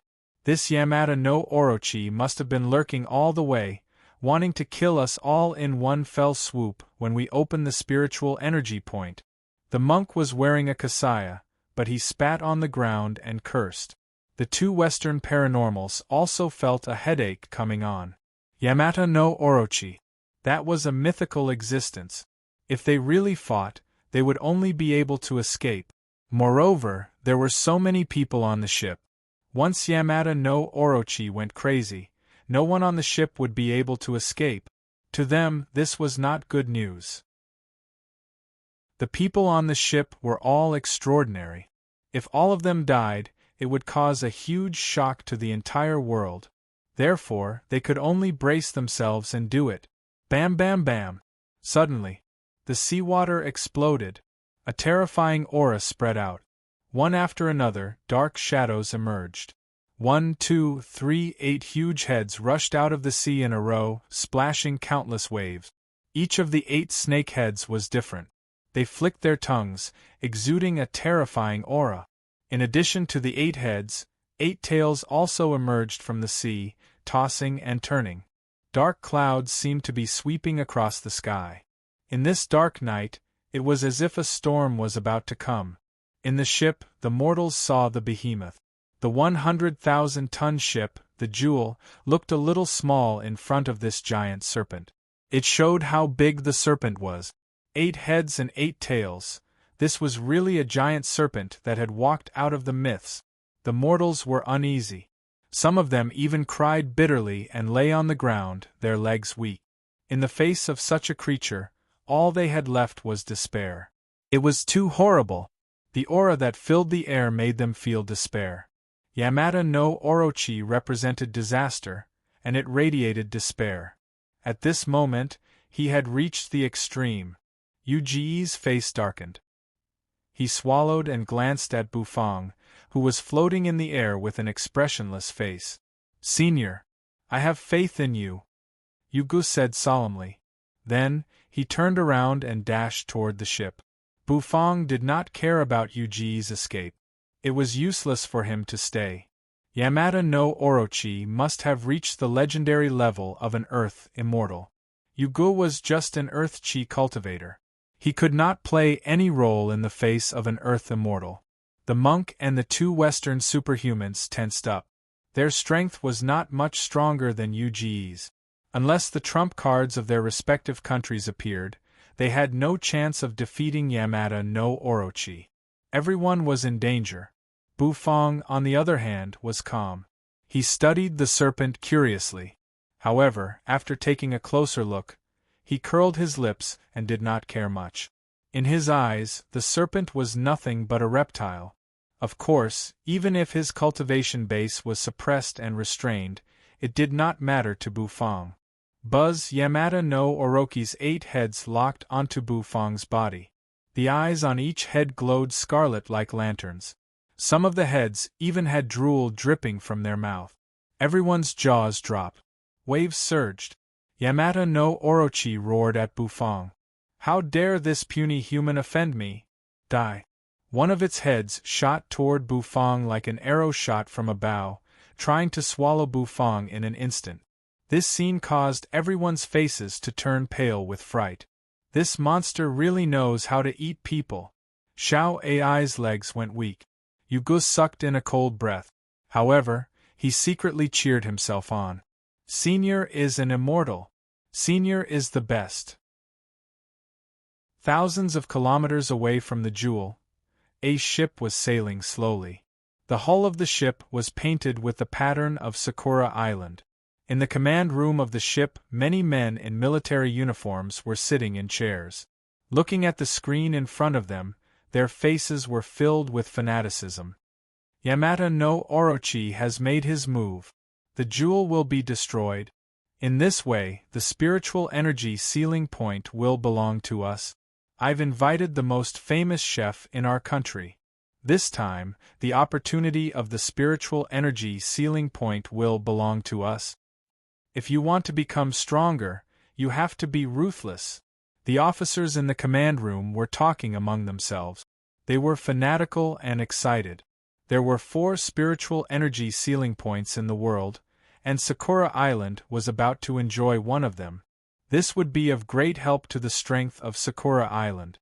Admiral Yamata no Orochi. We can't hide our news for long. The Chi cultivators of Hua and the chosen ones of the Western countries will be here soon. We have to end this quickly. Don't worry. Yamata no Orochi is a god who has woken up from a deep sleep in the myth. He can help us solve everything. Bam! An invisible wave of air slowly spread out in all directions. Invisible ripples seemed to appear on the surface of the sea. At this moment, the atmosphere seemed to have come to a standstill. Everyone's eyes widened. Looking at the scene in front of them, they felt frightened and incredulous. Yamata no Orochi's head was pressed down. It rushed over, trying to swallow Bufang's head. However, Bufang stopped it with a slap, and it couldn't move an inch forward. The huge head of the snake wanted to crush the human with great force, but it found that it couldn't do it at all. Bufang's face was calm. With one hand clasped behind his back, he raised the other hand and grabbed the snake's head. His palm exerted a little force and his fingers bent. Puff! Yamada no Orochi suddenly felt a sharp pain coming from its head. The pain made its scarlet lantern eyes widen. The surrounding heads were like cobras, opening their membranes on both sides. A strange sound wave burst out. Waves of energy surged toward Bufang. The sound wave was sharp and harsh, as if it could make people's heads explode. Many people on the ship bled from their mouths and noses under the sound wave. They collapsed to the ground, trembling. The faces of the monk and the Western superhumans changed. The monk put his palms together, sitting cross-legged on the ground, mumbling something. Instantly, the unique sound of Sanskrit filled the air, turning into a golden light that shrouded everyone present. The sound wave was isolated. Bam! Bam! The destructive power of the sound wave was really strong. The seawater exploded, splashing unceasingly. Bufang slightly furrowed his brows. He slapped down. Bam! One of Yamada no Orochi's heads was smashed deep into the sea, causing the seawater to explode. Snake meat is not bad. It can be used as an ingredient. It should be good to make snake meat soup. Bufang clapped his hands, saying casually. The people around exchanged looks. Snake meat soup? That was a mythical existence. You want to make it into snake meat soup? Is it really that awesome? The seawater exploded again. Yamada no Orochi roared and rose. Its eyes were red. His tail lashed out, and crackling sounds could be heard as the air was smashed into pieces. The snakes' heads opened their mouths, spurting out black poisonous gas. Each of Yamada no Orochi's heads had its own trick. Some of the heads exploded with sound waves, some spurted water columns, some spewed poisonous gas, and some spewed flames. All kinds of strange energy were dazzling and mesmerizing. However, no matter how many tricks he used, Bufang was as calm as still water, hovering in the void. Of course, he could deal with it with one slap. Bufang leisurely stepped in the void. The strange energy disappeared automatically when it was 1 inch away from Bufang's body. As a result, from a distance, Bufang's body seemed to be blooming with divine light. Yamada no Orochi, the corner of Bufang's mouth twitched and his eyes focused. Bufang didn't have a good impression of Yamada no Orochi. He raised one hand. A giant snakehead hissed at him. Bam! However, halfway through his roar, Bufang slapped him in the face. Boom! It was like an explosion. Everyone's eyes widened into saucers. The hissing snake's head was directly slapped off by Bufang's palm. That's right, it was slapped off. The giant snakehead fell off from Yamada no Orochi's body, falling into the sea. Cold blood soaked the water. The remaining 7 heads of Yamada no Orochi immediately showed fear and rage. Yamada no Orochi was not stupid. After all, it had cultivated to this level, so it had a certain degree of intelligence. This human in front of it had slapped one of its heads, which meant that it had 8 heads. How could he fight it? So, he didn't hesitate. With a plop, Yamada no Orochi dove into the sea, trying to escape. It didn't matter if it lost a head. It could grow back with some nourishment. However, if it lost its life, it couldn't be replenished. Yamada no Orochi had a strong desire to live. It fled in a panic. Running away? The corner of Bufang's mouth twitched. The snake soup hasn't been made yet. How can I let the food that has been delivered to my door run away like this? Bufang said faintly. Then, he descended and stepped on the surface of the sea. His hand went deep into the sea, and then he pulled. Boom! The seawater exploded. A huge palm condensed of seawater emerged, grabbing the 8 tails of Yamada no Orochi. Then, it pulled him out of the sea alive. It was as if there was a violent storm, and the sound of splashing rang out incessantly. Countless fishes and shrimps were even swaying in the water in the distance. On the Sakura Island ship, the command room was silent. The officers' faces were livid. Then, one of them slapped the table angrily. Launch the fighter jets. Help Yamada no Orochi with all your strength. This operation must succeed. Failure is not an option. The officer's order was given, and it spread in an instant. On the ship, a roar resounded. On the deck, fighter jets shot up into the sky like snakes of fire, flying toward Bufang. Chapter 1606. Bam! The officer of Sakura Island was furious.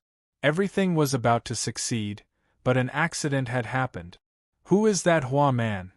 Why isn't there any record of him in the intelligence? Is the intelligence department a freeloader? A Hua man who can stop Yamata no Orochi. How could there be no news about him? Yamata no Orochi was being suppressed on the screen. The officer's face turned even more livid. That was Yamata no Orochi, the mythical existence of Sakura Island, an existence that could turn the world upside down. Yet, it was being teased by a Hua man. This was intolerable. The faces of many officers around him darkened. They did not expect such a scene to happen. They were also very anxious. After all, they did not have much time to waste. Send the fighter jets to fight. Don't worry about anything else. First, turn that Hua man into a sieve, and help Yamata no Orochi take down Jewel. The officer gave the order with a cold face. They had to end all this before Hua's reinforcements arrived. As long as they seized the opportunity and seized the spiritual energy ceiling point, Sakura Island would be able to turn over and become the master of the world, jumping on the world stage of the future spiritual energy recovery. At the thought of this, the officer's eyes turned red. One by one, the most advanced fighter jets soared into the sky, causing violent sonic booms and noise. The fighter jets streaked across the sky, leaving a jet of air behind them. With a deafening roar, 5 fighter jets flew in the air in a triangular formation, heading toward Jewel. A distance of thousands of kilometers was not a long distance for the fighter jets, and they arrived in a short time. When the fighter jets arrived, the pilots received the order from the officer and pulled the trigger. Bam! Bam! Bam! The muzzles of the fighter jets spat out golden tongues of flame, and the bullets turned into a golden dragon that rushed toward the Hua man. The scene in front of them was shocking. The huge palm formed by the seawater dragged Yamata no Orochi out of the sea. What kind of power was this? It could condense the seawater into the shape of a palm. Yamata no Orochi struggled in the palm, but it found it difficult to break free. Its tail kept lashing out, its sharp tail like a long sword. Yugu stood in front of the ship's deck and gasped as he watched the scene. Senpai is indeed senpai. So what if it's Yamata no Orochi? In his hands it's nothing but a reptile. Yugo clenched his fists excitedly. At this moment, the people on the ship also came to their senses, and many people let out cries of surprise. Of course, he was more excited. How could they not be excited? Originally, they thought that they would definitely die, but who would have thought that a superhuman existence would appear and help them block this huge monster? Perhaps this was the blessing of the heavens, or perhaps this was luck. People were cheering. The people who had calmed down took out their mobile phones excitedly again and began to take photos continuously. It would be a pity not to record such an exciting scene. The Arcanists were shocked and felt that it was inconceivable. Could it be that the Immortals of Hua had made a move? It was actually able to block the legendary Yamata no Orochi. Tyrant's face turned pale. He had just used his ability to block Yamata no Orochi's sound wave and was almost seriously injured. Yamata no Orochi was too powerful. However, it was precisely because of this that the monk was even more shocked. The powerful Yamata no Orochi was being toyed with by the young man like a reptile. Who was this young man? Tyrant glanced at Yugu, whose face was flushed with excitement. He recognized Yugu, who was a chi cultivator from the Penglai deity island. Could this young man be an earth immortal from the Penglai deity island? There were only a few chi cultivator forces in Hua. Only Mount Longhu and Kunlun could send earth immortals. However, the chi cultivators from those two forces would not participate in the voyage of the jewel this time. Who was this young man? Suddenly, the monk frowned. He raised his head and looked into the distance. There, a rumbling sound could be heard as one fighter jet after another sped toward them. Fighter jets? The monk was taken aback. He was not the only one. The Western superhumans were also stunned. Why are there fighter jets here? Which force sent them? The hearts of the Arcanists were filled with doubts. The fighter jets flew noisily across the sky. They approached at high speed. Many people on the ship were dumbfounded when they saw the fighter jet. Why would there be fighter jets here? Bufang also heard the rumbling sound. He looked up in confusion and saw the fighter jets that looked like big birds. Just when everyone was puzzled and surprised by the appearance of the fighter jets, suddenly, the fighter jet spat out a fiery snake, and countless sparks flew out at high speed. The flames were golden, accompanied by a violent noise. Tat, tat, tat, tat, tat. The sparks converged into a long golden dragon, heading straight for Bufang. Splash! Splash! The sea splashed. The bullets of the fighter jets rushed into the sea, causing countless splashes. Firearms! Firearms had joined the battle. Everyone on the ship was stunned. When the bullets hit the ship, they splashed and made a clanging sound. Everyone came back to their senses and screamed. Firearms represented death. People ran wildly. They no longer cared about taking pictures or anything like that. They ran crazily toward the interior of the ship. As long as they got inside, the bullets would not be able to hit them. The people on the cruise ship immediately hid themselves like ants in a panic. However, they were not the target of the fighter jet. They were not the target of the gunfire. Therefore, these people were unscathed after hiding. The ordinary people were all hiding. Only the superhumans were left on the ship. As a superhuman, they might not be able to resist firearms, but they could still avoid bullet. Moreover, they were not the target of the fighter jet. Xiao Ai's face turned pale. A moment later, she was filled with righteous indignation. Shameless Sakura Island country. They must have planned this. Yamada no Orochi, the Yamada no Orochi family, and now there are fighter jets. They are crazy. Xiao Ai stamped her feet angrily. Yuji's face was also grave, and there was a murderous look in his eyes. Chi cultivators had never had a good impression of Japan since ancient times. But now, he could only hope that Senpai could deal with Yamada no Orochi under the influence of the fighter jet. Chi cultivators cultivated chi, so their bodies were very weak. It was not easy for them to resist firearms. If they had to divert their attention to resist firearms, they could easily fall into a passive position. Da, da, da, da. Bullets shot out. They went straight toward Bufang. 5 fighter jets hovered around him and fired at him. The dense bullets almost drowned Bufang. Bufang frowned. His body shook slightly and he dodged the bullet. Bufang was a little angry. There was no doubt that these fighter jets were also from the force that created Yamada no Orochi. Did they want to affect his ability to capture ingredients? The corners of Bufang's mouth curled into a cold sneer. Then, he stepped into the air. Stepping on the seawater, he soared into the sky. He just stood there and the bullets hit him. Bam! Bam! Bam! Everyone's expression changed. Even an Earth immortal would be in great pain if he used his body to resist the bullets. Xiao Ai's pupils constricted, and her face turned pale. She had told Chief Luo about the news, but because they were at sea, the signal was not very good, and it would take some time for the transmission to arrive. What should they do? If Bufang was killed, Yamada no Orochi and Japan's fighter jets would change their target and target them. Suddenly they froze. That was because Bufang, who was hit by the bullets, moved again. He was hit by the bullets, but he was unscathed? The seawater palm disappeared, and Yamada no Orochi fell back into the sea. It seemed to have received support, so it turned around and lunged at Bufang, biting him. This guy was going to fight back. Bufang was a little confused.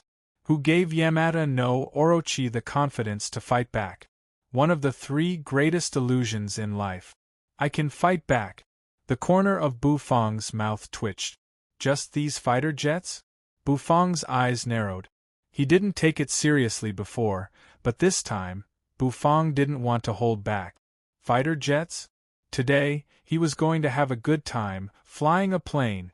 He stepped on the seawater, and the waves exploded. The seawater caved in as if it had been hit by a violent force. Bam! Bufang shot up into the sky like a cannonball.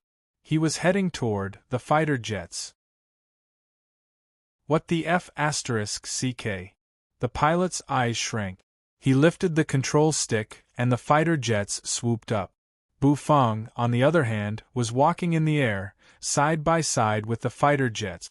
The pilot hiding in the cockpit widened his eyes. Looking at Bufang outside, the corner of his mouth twitched. He quickly pressed the button. Boom! Waves of air rushed out of the fighter jet. In an instant, it accelerated to the extreme. Bufang looked at the fighter jets in the distance. He raised his fist. He threw a punch at the fighter jet from afar. This punch directly smashed the air into pieces. The shattered air turned into an invisible cannonball, flying toward the fighter jet. In a flash, it hit the fighter jet. The steel was dented, and the wings were broken. Boom! A dazzling explosion erupted in the sky. One of the fighter jets was blown up.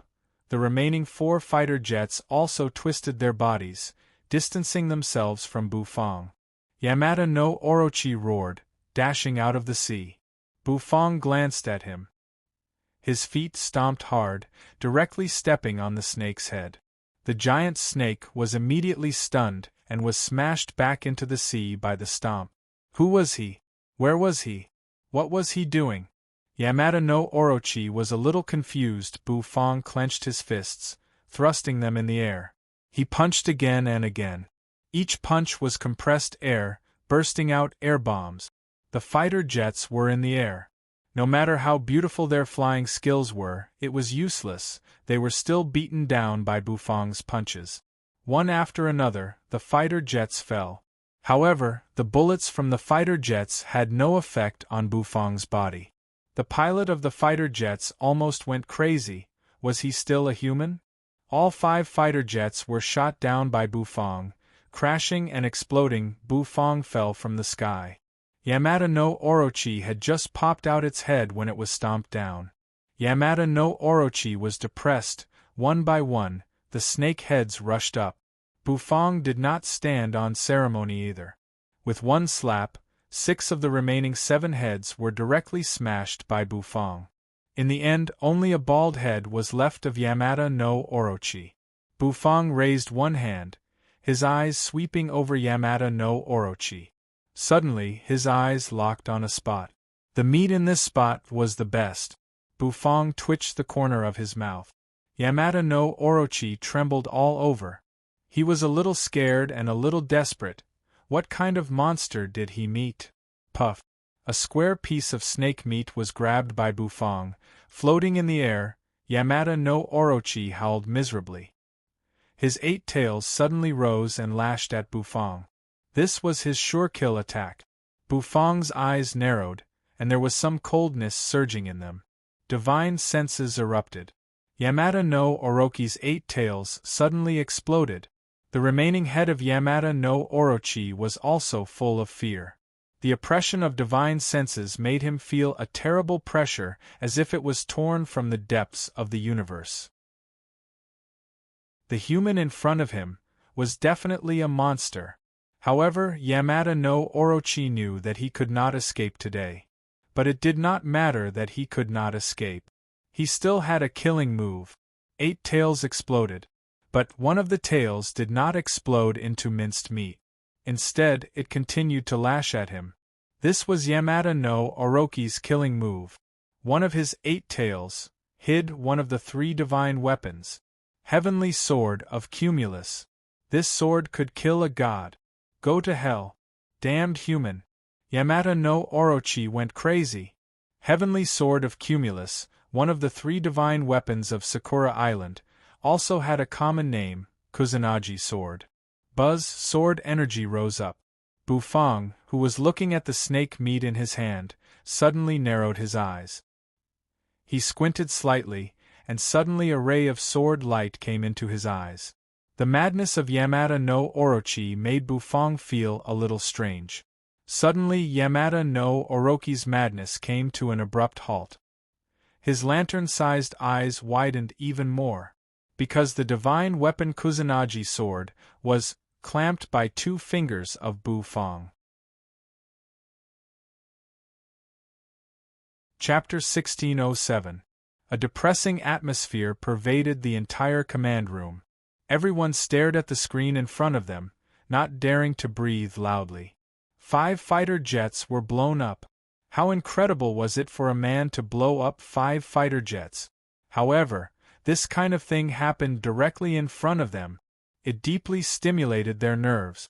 This is what happened after the recovery of spiritual energy. Firearms no longer rule. If we can't seize the spiritual energy ceiling point, we can't resist this kind of man. The general took a deep breath, then opened his eyes. His gaze made everyone shudder. Activate the warship missiles. Today, either that Hua man dies or we die. The general slapped the table. This was the 3rd time he had slapped the table today.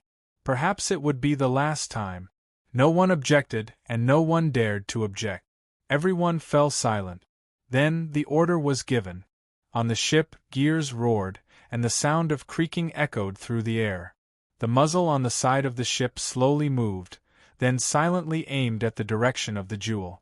It was a difficult decision to make. It showed that Sakura Island had completely fallen out with them. The general walked out of the command room.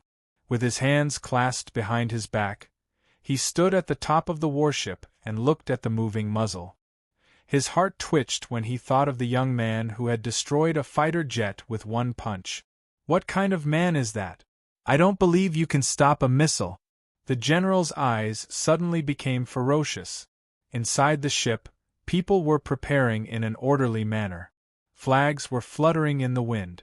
Swish, the general held a military knife in his hand and was dressed in a well-ironed military uniform. He waved the knife and shouted loudly. He waved the saber and shouted, "Fire!" Boom! At this moment, the entire ship shook violently. A violent rumble rang out, and a terrible and blazing flame burst out of the muzzle of the cannon. Bang! Like a thunderclap, the entire ship trembled at this moment. Ripples appeared on the surface of the sea as airwaves scattered in all directions. With a deafening boom, flames soared into the sky. A missile soared into the sky, then aimed in the direction of the jewel, falling straight down from the sky. Its target was Bufang. Yamada no Orochi had lost all hope. The Kusanagi sword was a technique that he had been hiding all this time. It was his sure-kill attack. However, he did not expect that his sure-kill attack would be caught by the human in front of him with just 2 fingers. Why? This human, why was he so strong? Yamada no Orochi wanted to roar. Unfortunately, Bufang did not give him another chance. Crack! He exerted force with 2 fingers.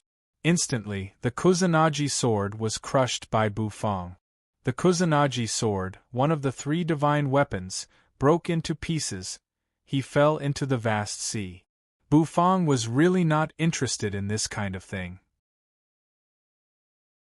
He raised his hand and pointed at the last head of Yamada no Orochi. Bang! Yamada no Orochi was completely silent. Its head exploded and its body fell into the sea. It sank. Bufang looked indifferent. He was holding a huge piece of Orochi meat in his hand. This piece of meat was huge. If it was made into a snake soup, it would be enough to satisfy everyone present. Yamada no Orochi was dead? That was a mythical monster, but it was killed by the young man in front of him. Xiao Ai was dumbfounded. What kind of monster was with her? Yugo was very excited. He clenched his fists, waved them, and let out an excited roar. Awesome! Senior is really a senior. Yamada no Orochi, such a behemoth was killed just like that. For some reason, he felt very happy. The corner of the monk's mouth twitched. However, He breathed a sigh of relief and felt his whole body relax. Without Yamada no Orochi, all of them would survive. The two superhumans from the west also slightly relaxed their tense bodies. However, before they could relax for too long, their bodies tensed up again. They raised their heads in disbelief and looked into the distance. Over there, something that looked like starlight was approaching at high speed. In the dark night, it was so bright and dazzling. What's that? Many people came out of the ship because they found that the battle seemed to be over, and the fighter jets seemed to have been shot down. What happened today had a huge impact on ordinary people. It was far beyond their imagination. They came out with lingering fear, feeling as if they had survived a disaster. Everyone looked up at the sky. There, the light in the dark was getting closer and closer. It's so beautiful! Is that a shooting star? A shooting star? Why is it falling toward us? Heavens! What the hell is that? Why do I have a bad feeling? Many people on the ship cried out in surprise. Toot toot! The siren of the jewel rang out, spreading in the dark night and stunning everyone. The monk's expression changed dramatically in an instant. Damn it! Do those lunatics really want to die? That's a missile. Damn it! A missile! Those lunatics from Sakura Island. Despair filled the hearts of the superhumans. How could they not despair? They were superhumans, yes, but they were not gods. They were still humans. Once the missile exploded, the impact would be enough to kill all of them. It was one thing to send fighter jets, but to launch a missile. This was a life-and-death struggle. Once this matter spread, Sakura Island would definitely become the target of the whole world. Especially Hua, they would never forgive them so easily. A missile? Yugo was taken aback. Were those countries serious? How could Senpai make the people of Sakura Island so angry? How could they launch a missile regardless of the consequences? However, a moment later, his face turned unsightly, turning as red as a pig's liver. A missile? Isn't this nonsense? That thing was a weapon of war, a combat chicken among firearms and explosives. Once it landed, all of them would be wiped out. This was simply a lunatic. Yugo was a little dazed. He didn't know what to do. Even Senpai might not be able to stop a missile. An Earth immortal was also a human, and his body couldn't withstand a missile, could it? After all, Chi cultivators cultivated Chi, not their bodies. How could they stop it? Or would all the people present, who had survived the disaster of Yamada no Orochi, be killed by a missile? Damn it, a bunch of bastards from Sakura Island! The monk was furious. Holding a piece of snake meat in his hand, Bufang tilted his head slightly and saw the missile flying toward them from the sky. Bufang's eyes narrowed slightly. A missile? Was it a missile among firearms and explosives? Bufang didn't have an accurate idea of what it was. However, Bufang was not stupid. He wouldn't bear the impact of such a missile for nothing. It would be tiring to bear a missile for nothing. When the missile whistled and smashed down, a huge pressure approached, causing many people to feel despair. Bufang's eyes narrowed slightly. His divine sense surged. His divine sense was suppressed, and it could only spread to a radius of 10 meters around him. However, it was enough. Bufang hovered in the air. Xiaopi and Little, who lay on his shoulders, looking curiously at the falling missile. It was getting closer and closer. The jewel was filled with despair. On the Sakura Island ship, the general clenched his saber, his eyes bursting with madness. Suddenly, the general's pupils constricted. He wasn't the only one. Everyone on the warship went crazy. They found that the missile had stopped. For some reason, the missile, which was about to fall, had stopped. It didn't move forward and it didn't explode. What's going on? The officer roared and scolded the people around him. However, none of them could figure out why. At this moment, only the people on the jewel understood why the missile didn't explode. Because the missile didn't fall at all. How could it explode? It was 1 meter away from Bufang. The missile, which was the size of a man, hovered in the air. It was controlled by a supreme force, hovering there. Bufang clasped his hands behind his back. His divine sense spread around his body, causing the missile to hover there as if it were still. Bufang raised his hand and gently touched the missile. Suddenly, the missile seemed to lose all its strength and fell vertically into the sea. With a splash, it sank to the bottom of the sea. That great crisis was solved just like that. The monk was dumbfounded. Everyone on the jewel was panting violently. Then, they burst into cheers of extreme excitement. Good heavens! Is that a miracle? Is that a miracle? It's so cool. I can't believe the missile is suspended in the air. He must be an immortal. He must be an immortal. People cheered excitedly. They had just escaped death, and some even wept with joy. Hugo burst out laughing. Senior is indeed the man I like. Xiao Ai wiped the tears from the corners of her eyes with a smile. She almost thought she was going to die. It was over, it was finally over. In the distance, one helicopter after another spun its propellers and approached at high speed. Those were Hua's helicopters. The arrival of Hua's army meant that Sakura Island would not continue to attack them. If they attacked again, it would be tantamount to completely offending Hua. A small country like Sakura Island would not dare to do that. Bufang held the snake meat with one hand, his brows cold. Missile. Haha, interesting. The corner of Bufang's mouth twitched slightly. Little Hu, Bufang said. Lying on Bufang's shoulder, Little Hu's eyes lit up. He straightened up on Bufang's shoulder and put his little paw on Bufang's temple. They're provoking us with missiles. What should we do? Bufang rubbed Little Hu's head and said expressionlessly. Little Hu rolled his eyes. Then, he jumped off Bufang's shoulder and jumped into the distance. He leaped directly into the void. Buzz, everyone was taken aback.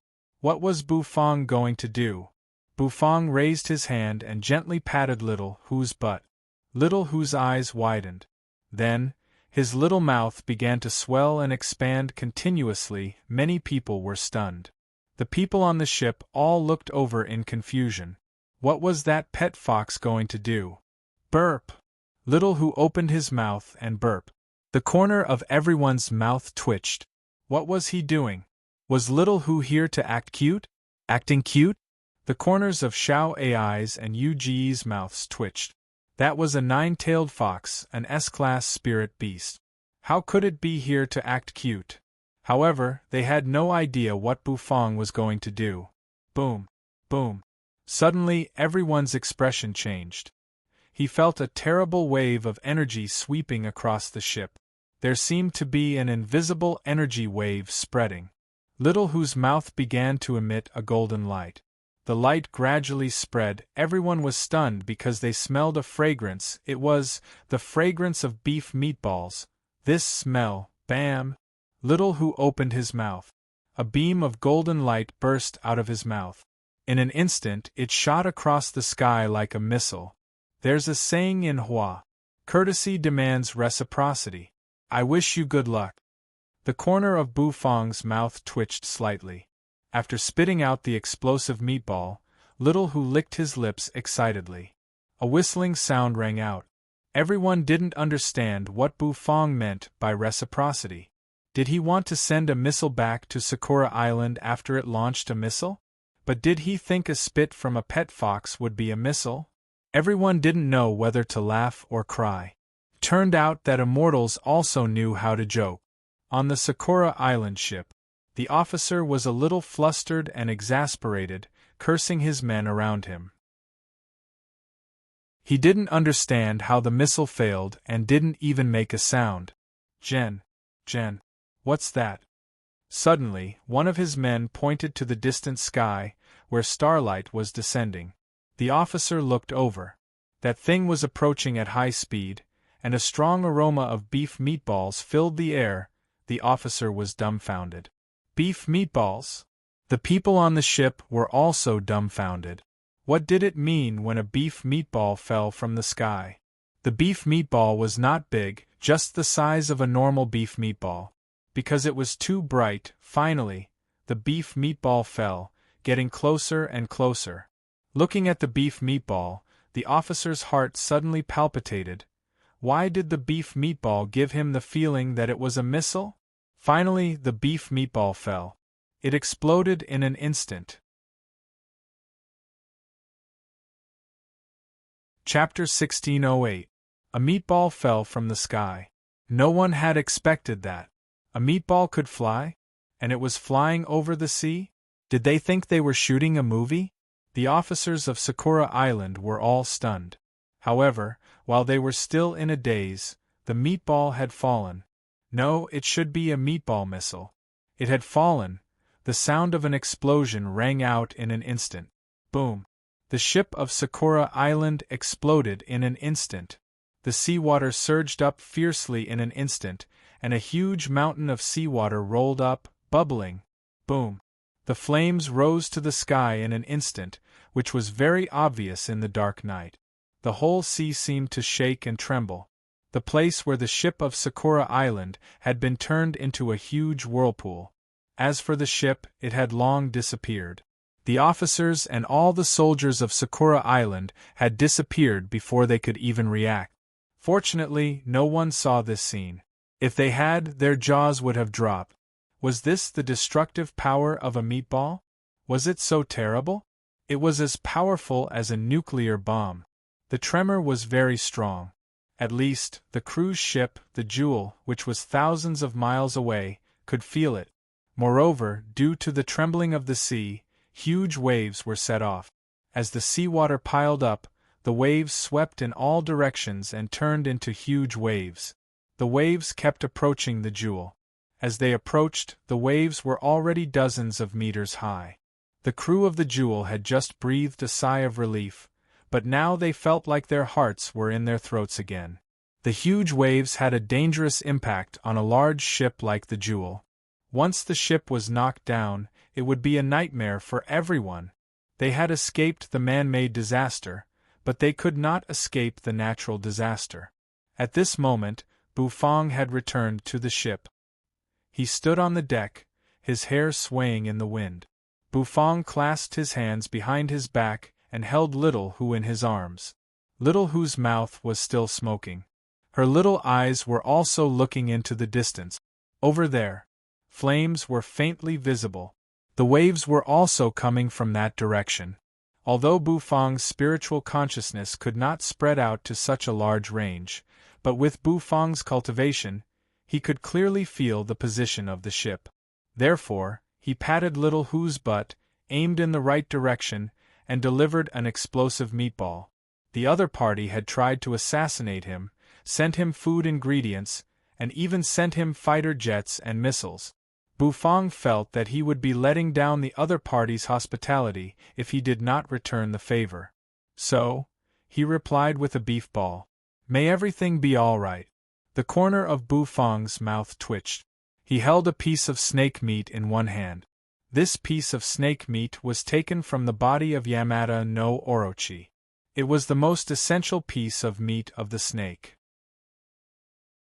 And Bufang was going to use this piece of snake meat to make a snake soup. At this moment, Yu Go, Xiao Ai, and all the people on the ship were looking at him with awe in their eyes. If he was not mistaken, Bufang should be an Earth Immortal among the Qi cultivators. Oh my God! An Earth Immortal was still an immortal. I can't believe such an existence actually appeared. The eyes of the superhumans from the West were extremely complicated. One helicopter after another landed on the ship. Among them, superhumans from Hua walked out. Chief Luo was among them. He did not see the previous battle, but by the time he arrived, it was already over. But from the shocked eyes of the people present, he could tell that the battle just now was not as simple as it seemed. Chief Luo took Xiao Ai away. He needed some information. As for the crew, they were doing their best to deal with the coming wave. Everyone returned to their respective rooms. Of course, there were some other people on the deck. For example, Yu Go, the monk, and the two Western superhumans. The monk came over with a complicated expression. There was no doubt that Bufang was stronger than him. The monk was an S-class superhuman, and Bufang was stronger than him. Only a heaven chi cultivator, or even an earth immortal, was stronger than him. According to the agreement, such an existence should not have appeared. Senior, Yu Ge looked at Bufang, who was still looking into the distance and could not help but remind him. Bufang came to his senses and looked over in confusion. In the distance, the two Western superhumans were approaching. The mixed-race beauty's expression was somewhat complicated. She had tried to flirt with Bufang just now. No wonder she was flirted with instead. Bufang should be much stronger than her. May I know which immortal realm you are from? The monk approached Bufang, put his palms together respectfully, and bowed to Bufang. Strength spoke louder than words.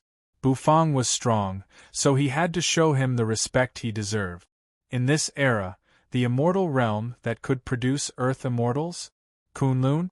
Penglai? The kitchen, Bufang said with a straight face. The kitchen? The monk's face darkened. This senior really likes to joke. The kitchen? Do you think you're the kitchen god? Or the god of cooking? Hua said you would not interfere with this spiritual energy ceiling point. Are you going to openly violate the agreement? The two Western superhumans frowned. The mixed-race beauty stared straight at Bufang. She puffed out her chest, and her big eyes seemed to be able to speak. Spiritual energy ceiling point? I'm just passing by. I'm just going to take a look. I won't go in, Bufang said indifferently. As for the agreement you mentioned, I don't know. Bufang shook his head. He was not a chi cultivator of Hua, so those contracts had nothing to do with him. Thank you, senior. If it weren't for you, we would have been plotted against by those guys in Sakura Island. The monk hurried to smooth things over. The atmosphere eased a lot. Indeed, the situation just now was very dangerous. If it weren't for Bufang, the jewel might have been gone by now. Yamada no Orochi was a monster in Japanese mythology.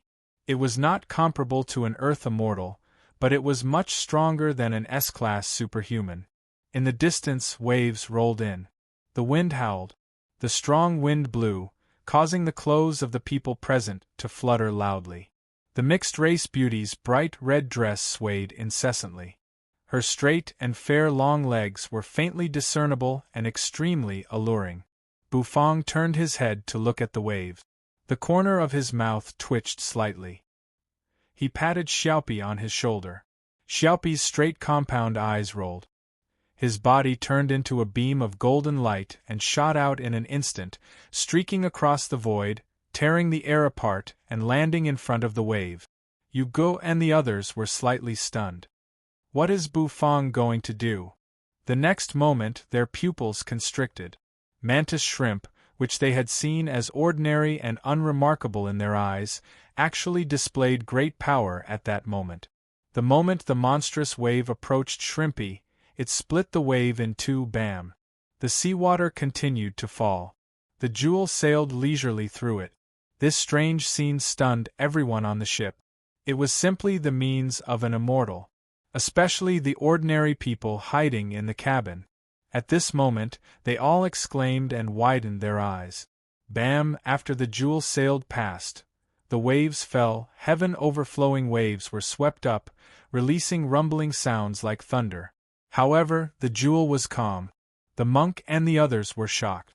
They had thought that the nine-tailed fox was already a very powerful spirit beast. However, the golden mantis shrimp on Bufang's shoulder seemed to be no weaker than the nine-tailed fox. Who the hell was this guy with such a powerful pet beast? All right, it's calm. Now can you tell me where the spiritual energy ceiling point is? Bufang turned and looked at the monk and the two Western superhumans. The monk's face froze. It seems that Bufang doesn't know the location of the spiritual energy ceiling point. That shouldn't be the case. If he doesn't know, why did he board the jewel? The sun rose over the sea. Just as Bufang was about to ask this question, the sky gradually brightened. The seawater was sparkling in the sunlight. A playful ray of sunlight leaped up from below the sea level, like a person who had covered his head with a quilt all night and suddenly poked half of his face out from under the quilt.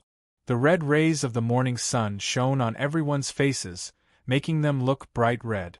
The monk looked at Bufang, and the two superhumans looked at Bufang. "Do you know where we are now?" Bufang frowned slightly. The monk hurriedly said, "We are now in the center of the South China Sea. The South China Sea has been called the home of immortals since ancient times. This time, the spiritual energy sealing point is also located here, as if to prove this point." Of course, the monk and the others had used modern detection methods to determine the location of the spiritual energy sealing point. Although cultivators still existed in this era, their numbers were far less than in ancient times. In this era where technology dominated, it was not shameful for cultivators to use technology. "Look!" Suddenly Yu Guo exclaimed. Bufang and the others, who were chatting with each other, turned their heads and looked in the direction Yu Guo was pointing. Over there, the seawater seemed to be boiling. Dense mist constantly filled the air, rising and rushing into the clouds and the horizon, presenting the appearance of an immortal land. It was as if immortals were really shuttling through it. "This is a phenomenon of heaven and earth." The monk's face was filled with excitement. The two Western superhumans were somewhat puzzled. "Isn't this a mirage?" "That's not what a mirage looks like. We've arrived at the spiritual energy sealing point." The monk was very excited. The jewel kept sailing. Finally, it came to a stop as it approached the sea filled with dense immortal energy. Buzz, the jewel buzzed, and its whistle soared into the sky. A huge metal anchor was thrown into the sea and quickly sank to the bottom of the sea. With a thud, the jewel came to a halt. "This is the spiritual energy sealing point. I've seen it on the images transmitted back from the plane. Before we go in, we need to decide the top 5 of the World God of Cookery tournament," the monk said. Bufang was puzzled. Why did they do that? The monk seemed to understand Bufang's doubts. He smiled and explained, "There is a magic array in the spiritual energy sealing point. It should be a magic array set up by the person who sealed the spiritual energy. It has the ability to transcend the heavens and the earth. However, after studying it for a long time, we discovered that, to open the magic array, we need a certain opportunity, and that opportunity is the delicacy." Bufang arched his brows slightly. The artifact spirits were sleeping, but they still stirred up so many things. However, Bufang also understood that the artifact spirits might have set up such a setting to make it easier for him to find them. The artifact spirits were very considerate. Bufang was suddenly curious. Which artifact spirit was sleeping under the spiritual energy sealing point? Was it Nicholas the handsome dragon, or Mulberry the vermilion bird? Or the white tiger's roar? Or the old black tortoise? For some reason, Bufang suddenly felt a little excited. The monk and the others turned around, preparing for the cooking competition. However, as soon as he turned around, he heard a swishing sound. In the blink of an eye, Bufang had already rushed out. He sped down from the jewel and landed on the sea. Stepping on the water, he walked step by step toward the mist with little Hu in his arms. The monk and the two Western superhumans' faces darkened. The corner of Yu Ji's mouth twitched. "Senior, didn't you say you're just going to watch and not go in?" Chapter 1609. Just take a look and not go in? Of course, Bufang was just saying that casually. If this was really the place where the artifact spirits slept, there was no way Bufang wouldn't go in. After all, Bufang wanted to awaken all the artifact spirits and bring the god of cooking set to its perfect state, so he had to go in. Stepping on the water and hovering above it, Bufang clasped his hands behind his back and walked on the wave. Waves splashed everywhere. Under the dumbfounded gazes of Tyrant and the Western paranormals, his figure gradually faded into the mist. Yuga didn't know whether to laugh or cry. He knew that Senior was not so easy to talk to. Even an Earth immortal would find it hard to resist such a fortuitous encounter. If it weren't for the fact that the top cultivators of various countries were holding each other back, they would have swarmed in by now. This spiritual energy ceiling point was related to the real recovery of spiritual energy, so no one dared to underestimate it. Then, they saw Bufang enter. The two Western superhumans exchanged a glance and saw the solemn look in each other's eyes. The next moment their appearances changed. The eyes of the blond man turned ghostly green, and a pair of bat-like wings emerged on his back. When the wings were spread, black demonic energy seemed to fill the air. His ears were pointed, and his teeth became very sharp. Western blood clan. A Western cultivator. The eyes of the mixed-race beauty narrowed as well. Then, a blue scepter appeared in her hand, which was inlaid with a gem. A Western magician. The two of them represented the Western superhumans in this competition, so they naturally wouldn't let Bufang ruin their operation. Even though Bufang was a Huachi cultivator who had killed Yamada no Orochi of Sakura Island, they wouldn't be afraid of him.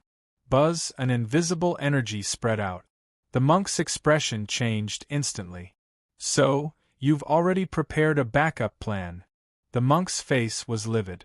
The vampire and the magician looked at each other, then smiled at each other. Grandmaster, please leave with the mortals on the jewel. Otherwise, if the aftermath of the battle destroys the ship, it won't be good if there are heavy casualties. The sharp impact in their words made the monk's face turn a little unsightly. There was no doubt that these were threats. The monk had no choice but to retreat. Yugo was also dumbfounded. He didn't expect things to develop like this. Chief Luo walked out of the jewel with a frown on his face. Behind him were many people from the Special Abilities Bureau. The mixed-race beauty holding the scepter saw Chief Luo and the others. A warm smile appeared on his face. Then, the scepter lightly tapped on the ship. Kacha-kacha. The deck of the jewel began to freeze at a speed visible to the naked eye. The speed at which the ice spread was extremely fast. In an instant, it covered the entire area, as if it wanted to freeze everyone present.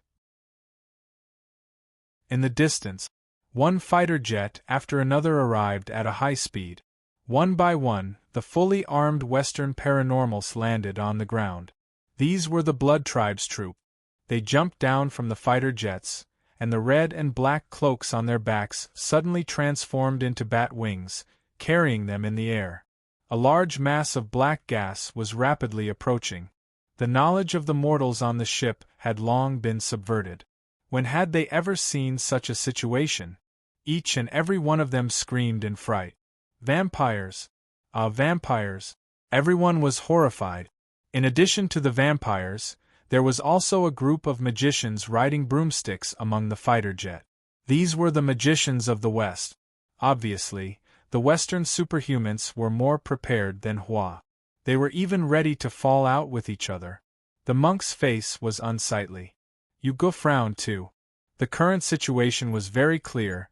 They were forced to retreat by the Western metahumans. Chief Luo clenched his fists, and his hand even fell on the pistol at his waist.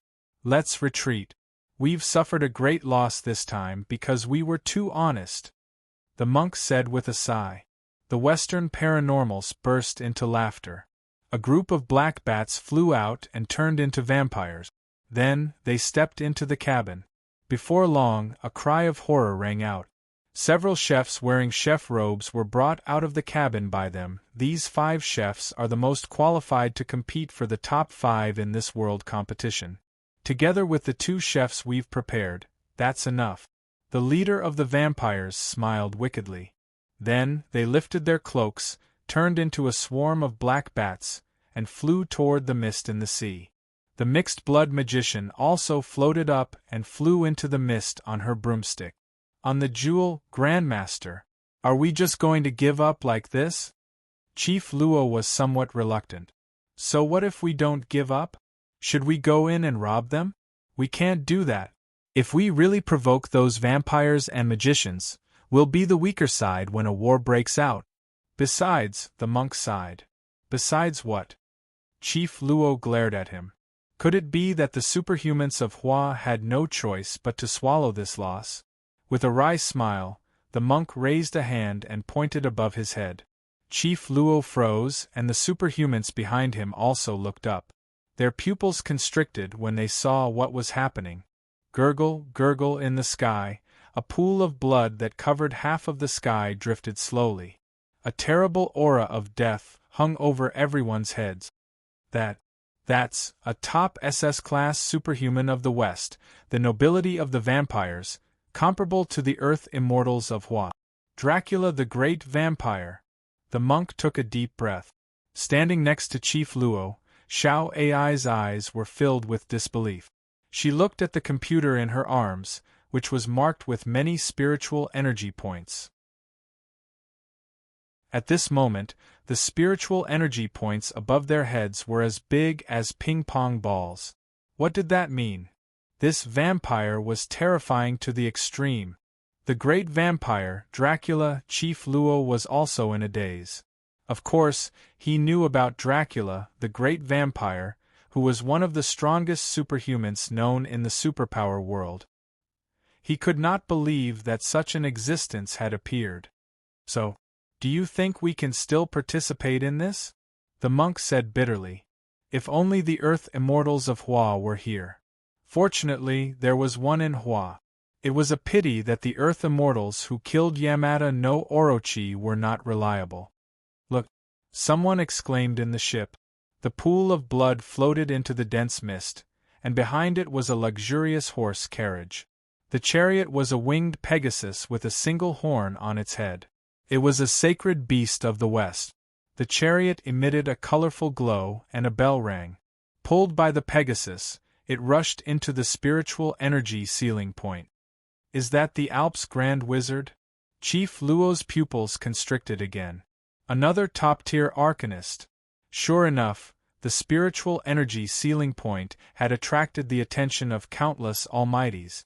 That would probably be extremely dangerous. Xiao Ai, inform the headquarters of the Special Abilities Bureau and ask them to send more people here.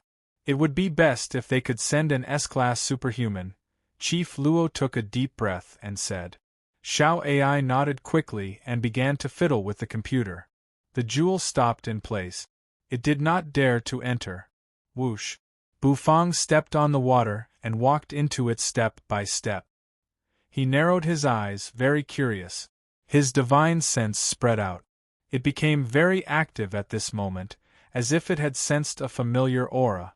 Walala, the water under his feet suddenly boiled. Bufang froze. In the distance, shark fins emerged one after another. Boom! Boom! Boom! The water exploded, and one ferocious shark after another leaped out of it, opening their mouths full of sharp teeth at Bufang. Shark! He furrowed his brows. This was a place where spiritual energy gathered, so it must have attracted countless marine creatures. Bufang paid no attention to the sharks that leaped out of the water. At this moment, Xiaopi, lying on Bufang's shoulder, straightened its upper body and rolled its compound eyes. Then, it sped out and hovered in front of Bufang. Suddenly, it let out a roar. It was a strange roar. It was not loud, but it sounded like a docile kitten roaring in front of a tiger.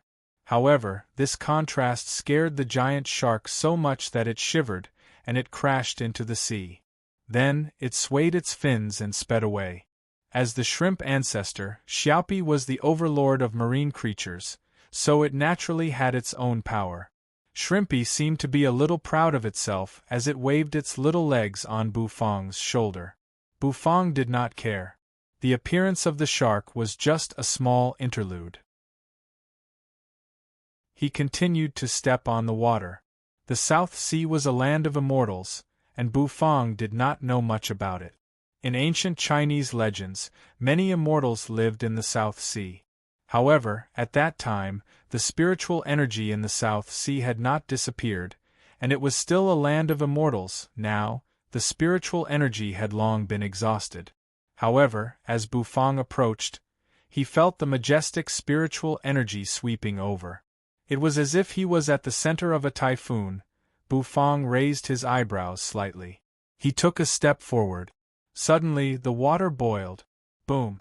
With Bufang's body as the center, a spot of light spread out. Soon, it turned into a huge array. In an instant, the array covered an area of hundreds of miles. Bufang stood on the array as if he was walking on flat ground. Bufang was startled, looking around. Rumble inside the array. Suddenly, a rumbling sound rang out. Then, the water parted, as if a giant creature was slowly floating up from the water. Rumble! Bufang frowned as he looked at the huge bronze door that slowly rose from the bottom of the sea. Yes, it was a bronze door. There were many patterns drawn on the bronze door. Bufang focused his eyes on them. Bufang actually recognized all the patterns. Looking at those patterns, the corner of Bufang's mouth couldn't help but twitch. On that pattern, there was a bird. A bird spread its wings and flew high in the sky. The bird turned into a woman, and the woman curled up in an egg hidden behind the door and slept. That bird looked so much like a vermilion bird. Could it be that the one sleeping here was a vermilion bird? However, that was not the end of the pattern. The woman had turned into an egg, and had fallen into a deep slumber. However, the egg was blocking a formation, and behind that formation were densely packed, ugly people drawn in a crooked manner. Regardless of whether they were men or women, they were all drawn in a hideous manner. What was this pattern trying to express? Bufang furrowed his brows. Could it be that there were more secrets behind the sleeping artifact spirit? Just as Bufang was pondering, boom! In the distance, a terrible rumble rang out. The sea was surging. Sharks rushed out of the water, pouncing on the invading vampires and sorcerers. These sharks were also mutated creatures. They could be considered spirit beasts. They fought hard against the vampires and sorcerers. Some vampires were bitten to death, and some sorcerers were bitten to death. Of course, there were also many sharks that fell into the sea. Blood soaked this part of the sea in an instant. The fresh blood drifted over and slowly flowed into the formation. It caused the array to turn scarlet. Boom! A pool of blood flew over, hovering in the air. When the pool of blood dispersed, a handsome man with blonde hair and blue eyes in a swallow-tailed coat appeared.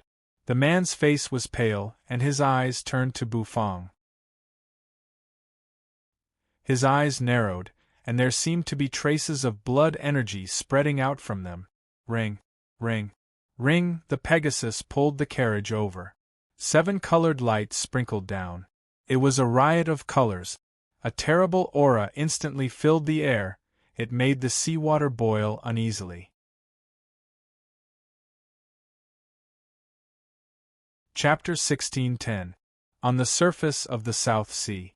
An old man wearing a bamboo hat and a straw raincoat was propping the boat up with a long bamboo pole in his hand. Although it was just a small boat, every time the old man's bamboo pole fell, the boat would shoot forward like a rocket. It was like a speedboat, splashing water and shooting forward at high speed. The rumbling sound kept ringing out. The water behind the boat seemed to be churning. It drew a straight line on the surface of the sea as it sped along. Huge waves swept across the sea, turning into a wall of waves that seemed to suppress everything. As the boat sailed past, the old man grabbed the bamboo pole and threw it at the huge wall of waves in front of him, which was dozens of meters high. The cut was very smooth. However, the old man continued on his way as if he had done something trivial. After a while, the outline of the jewel slowly appeared in front of him. Bufang looked up in confusion. He looked at the handsome figure floating in the pool of blood, then at the carriage pulled by the horse. His expression did not change in the slightest. In addition to these 2 auras, Bufang could sense that there were many other auras spying on him. This caused Bufang's brows to furrow slightly. Didn't the Hua man say that he would not participate in this operation? Why is there a Hua man here? The handsome man played with his fingers and glanced at Bufang. His eyes seemed to be filled with blood. Ha ha! Count Dracula, long time no see. How have you been? A creak rang out. The door of the carriage was pushed open. The carriage had a strong style of the Central European century. From inside, a red-faced old man with white hair and a white beard, wrapped in a big green robe, walked out with a smile. The old man was holding a withered branch in his hand. He looked at the handsome man with a smile. "Oh, His Holiness the Great Wizard is here too?" the handsome man said with a faint smile. His every frown and smile seemed to exude the ultimate charm. "I can't help it. The spiritual energy sealing point is such an important place. How can I not come? If I don't come, I won't be able to hold on any longer," the old man said with a smile. Dracula curled his lip. "You said the same thing 100 years ago, liar." Bufang looked up at the sky, at the two who were talking to each other. The density of the spiritual energy on their bodies was very strong, even stronger than that of the Yamata no Orochi that he had killed previously. It seemed like he was a person with special abilities from Earth. But they should all be from the West. According to Yu Gu, the top cultivators on Earth had discovered the 4 spiritual energy sealing points and were going to create a complete spiritual energy revival. These 2 people should be among the top cultivators. If he had the time, he could ask the 2 of them where the remaining 3 spiritual energy sealing points were. The corner of Bufang's mouth twitched. However, the most important thing now was to wake up the vermilion bird. According to the pattern, there should be an egg behind the bronze door, and the vermilion bird was sleeping in the egg wait. The vermilion bird in the pattern had transformed into a woman. Could it be that the vermilion bird had transformed? Bufang was suddenly very curious about the appearance of the artifact's spirit. Dracula glanced at Bufang and suddenly grinned hideously. "Your Holiness the Great Wizard, do you and I want to work together and expel this Hua man? Since the Hua people did not participate in this operation, let us Western forces completely occupy this spiritual energy sealing point." Dracula's proposal was very tempting. At least, the group of vampires behind him was already a little impatient. "Hee, if you want to do it, you can do it yourself, my lord. I can't do it myself." The Great Wizard chuckled. Dracula curled his lips and gave up. That was because he felt threatened by Bufang's aura. This was the instinct of vampires. When they encountered a powerful existence, they would unconsciously feel threatened. This Hua man was not ordinary. However, he was not stupid to fight with the Hua man until both sides suffered heavy losses. "Dracula?" Bufang looked up and suddenly gave the handsome man a puzzled look. He had heard the conversation between the vampire and the Great Wizard. The vampire glanced indifferently at Bufang. "Do you have a brother named Nicholas?" The corner of Bufang's mouth twitched. He could not help but think of Nicholas the handsome dragon. What a lunatic! Dracula rolled his eyes. The next moment, Bufang reached out his hand and pushed the bronze door. A creak rang out. Bufang pushed the bronze door open. Then, Bufang took Little Hu and Xiaopi into the door and closed it again. Dracula and the Great Wizard narrowed their eyes and followed after him. A group of people also pushed the bronze door open. After entering the bronze door, they found themselves in a chaotic place. Dracula narrowed his eyes and called out to the people behind him. Immediately, a few vampires escorted a few chefs to him. "Cook well. If you can open the array, I'll grant you immortality."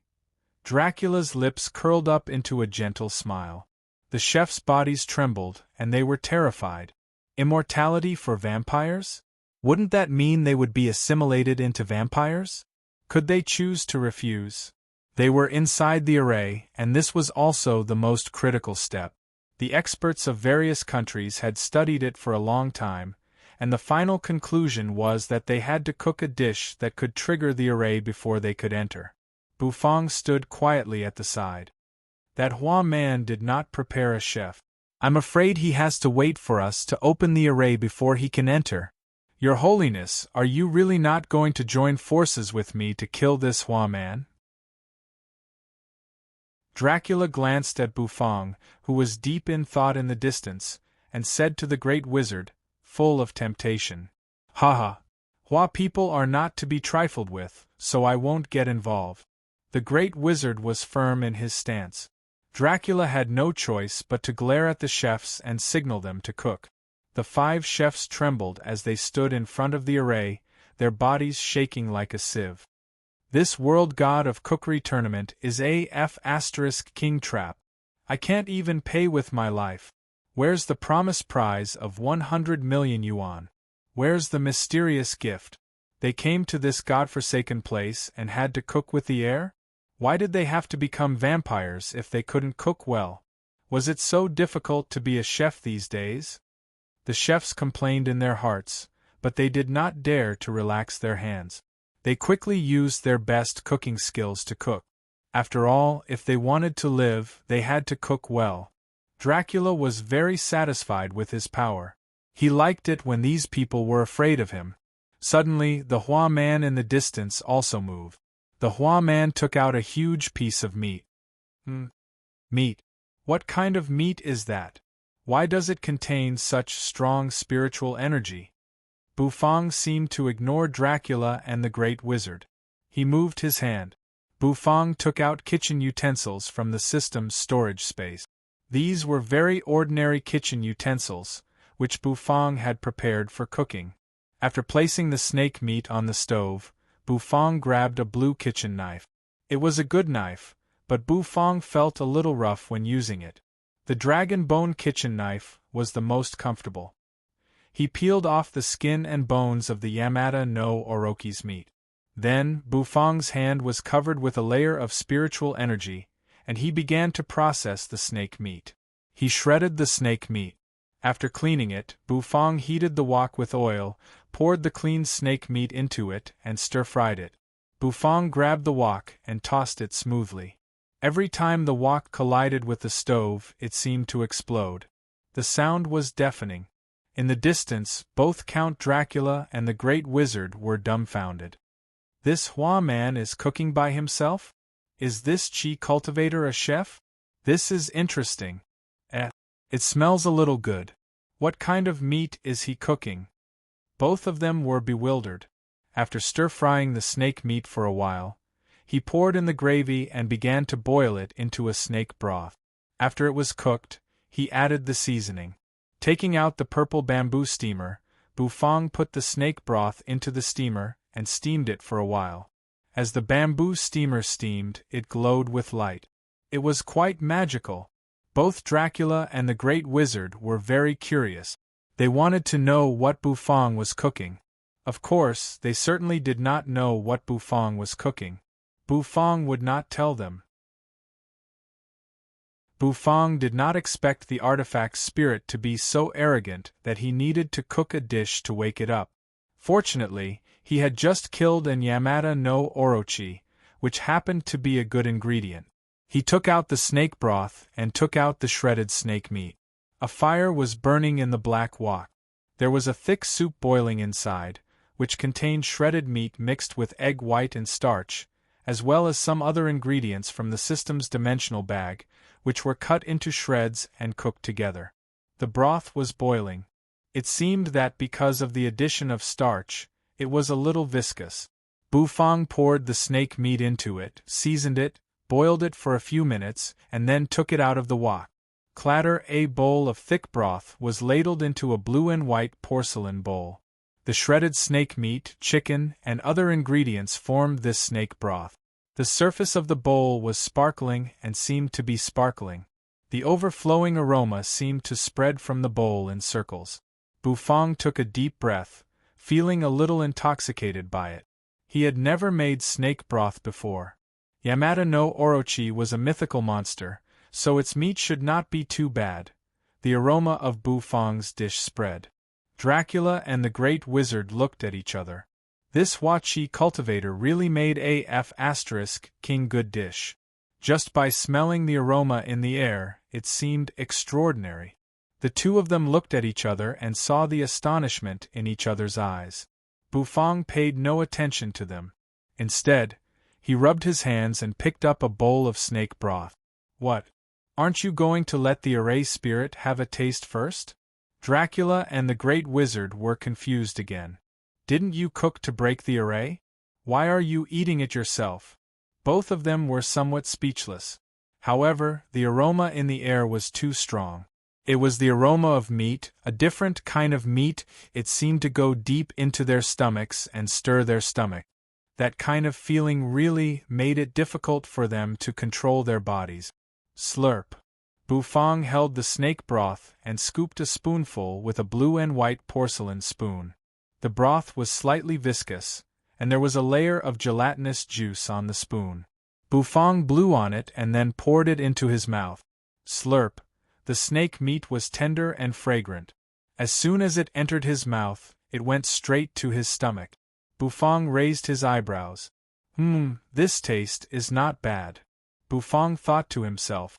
Bufang glanced at the rotating array in front of him. Bufang seemed to see the huge egg floating behind it. That egg seemed to be longing for the snake broth in Bufang's hand. However, Bufang didn't pay any attention to it. He was slurping up the food, feeling extremely happy. The chefs in the distance were also attracted by the aroma and looked sideways. They were amazed. As they smelled the aroma in the air, they felt a sense of defeat. Just by smelling the aroma, they knew that they had lost. Smelling the aroma of Bufang's dishes, they felt that the dishes they cooked had become tasteless. Dracula and the great wizard had a bad feeling. Then, they looked at each other and approached Bufang. It smelled so good. The closer they got, the more they craved it. The beard of the white-haired, white-bearded great wizard in a green robe trembled. Mysterious chi cultivator from the east, what kind of meat are you cooking? The great wizard asked with a smile, his tone very polite. Slurp. Bufang drank a spoonful of snake broth. The snake meat melted in his mouth, making him feel a little comfortable. Snake meat, Do you know Yamata no Orochi from Sakura Island? It's the meat of that thing. The snake broth is very good, but the grade of the snake meat is still a little low. Otherwise, this snake broth would be more delicious. Bufang smacked his lips, feeling a little regretful. Yamata no Orochi? Dracula and the great wizard froze, their faces stiff. What did this young man say? What snake? Yamata no Orochi? That was an SS-class spirit beast. Chapter 16:11. The meat of Yamata no Orochi? Why don't you say it's the meat of an ancient divine dragon? Count Dracula and the great wizard did not know whether to laugh or cry. Are Huaxia people so good at bragging nowadays? It's said that Huaxia people are honest, but it seems that it's all bullshit now. What was Yamata no Orochi? It was an SS-class spirit beast, a monster in the mythology of Sakura Island, with the power to destroy heaven and earth. Even if they fought it, it would not be easy for them to kill it, let alone take a piece of its meat. Not to mention ripping off a piece of flesh. For a monster like this, it would definitely value its own body very much. How could it easily give up its body to others? However, as they sniffed the fragrance in the air, Dracula and the great wizard felt a pang of hunger. Delicious food was very tempting to them, especially the great wizard. This was especially true for the great magister. Although he was old, his only hobby was to eat.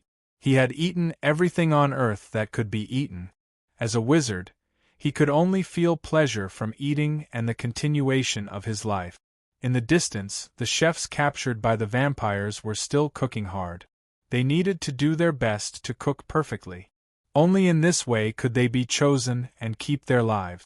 However, the fragrance in the air made them lose their grip on the kitchen knives in their hand. As they sniffed the fragrance, they were shocked. What kind of dish is this? Can such a fragrant dish really be made in the world? Honorable Hua friends, I'm Count Dracula. May I have a taste of your delicacy? Both Count Dracula and the great wizard expressed their desire to have a taste of it. The main reason was that the dish was too fragrant. With a slurp, Bufang swallowed the snake soup in the small bowl. As the piping hot snake soup entered Bufang's stomach, he felt a warm current surging within him. Glancing at them, the corner of Bufang's mouth twitched slightly. "This is snake soup made with the meat of Yamata no Orochi. Do you dare to eat it?" Count Dracula and the Great Wizard rolled their eyes at the same time. "You make it sound as if it's true. How could a creature like Yamata no Orochi die?" The spiritual energy ceiling point had not been completely opened, and its evolution had not reached its peak. SS-class spirit beasts could be regarded as the top spirit beasts on Earth, so how could they die so easily? They thought that Bufang was lying to them. Rumble suddenly. Count Dracula and the Great Wizard were stunned, because the array in front of Bufang began to spin. Bufang's bowl of snake soup on the array gradually disappeared, as if it was being tasted by the array. The formation responded immediately. Rumble, the formation rumbled and immediately began to revolve, the energy inside leaking out. The thin film that had enveloped him immediately began to slowly dissipate. Buzz, at this moment, both Dracula and the Great Wizard tensed up physically and mentally. They stared at the dispersing membrane array formation.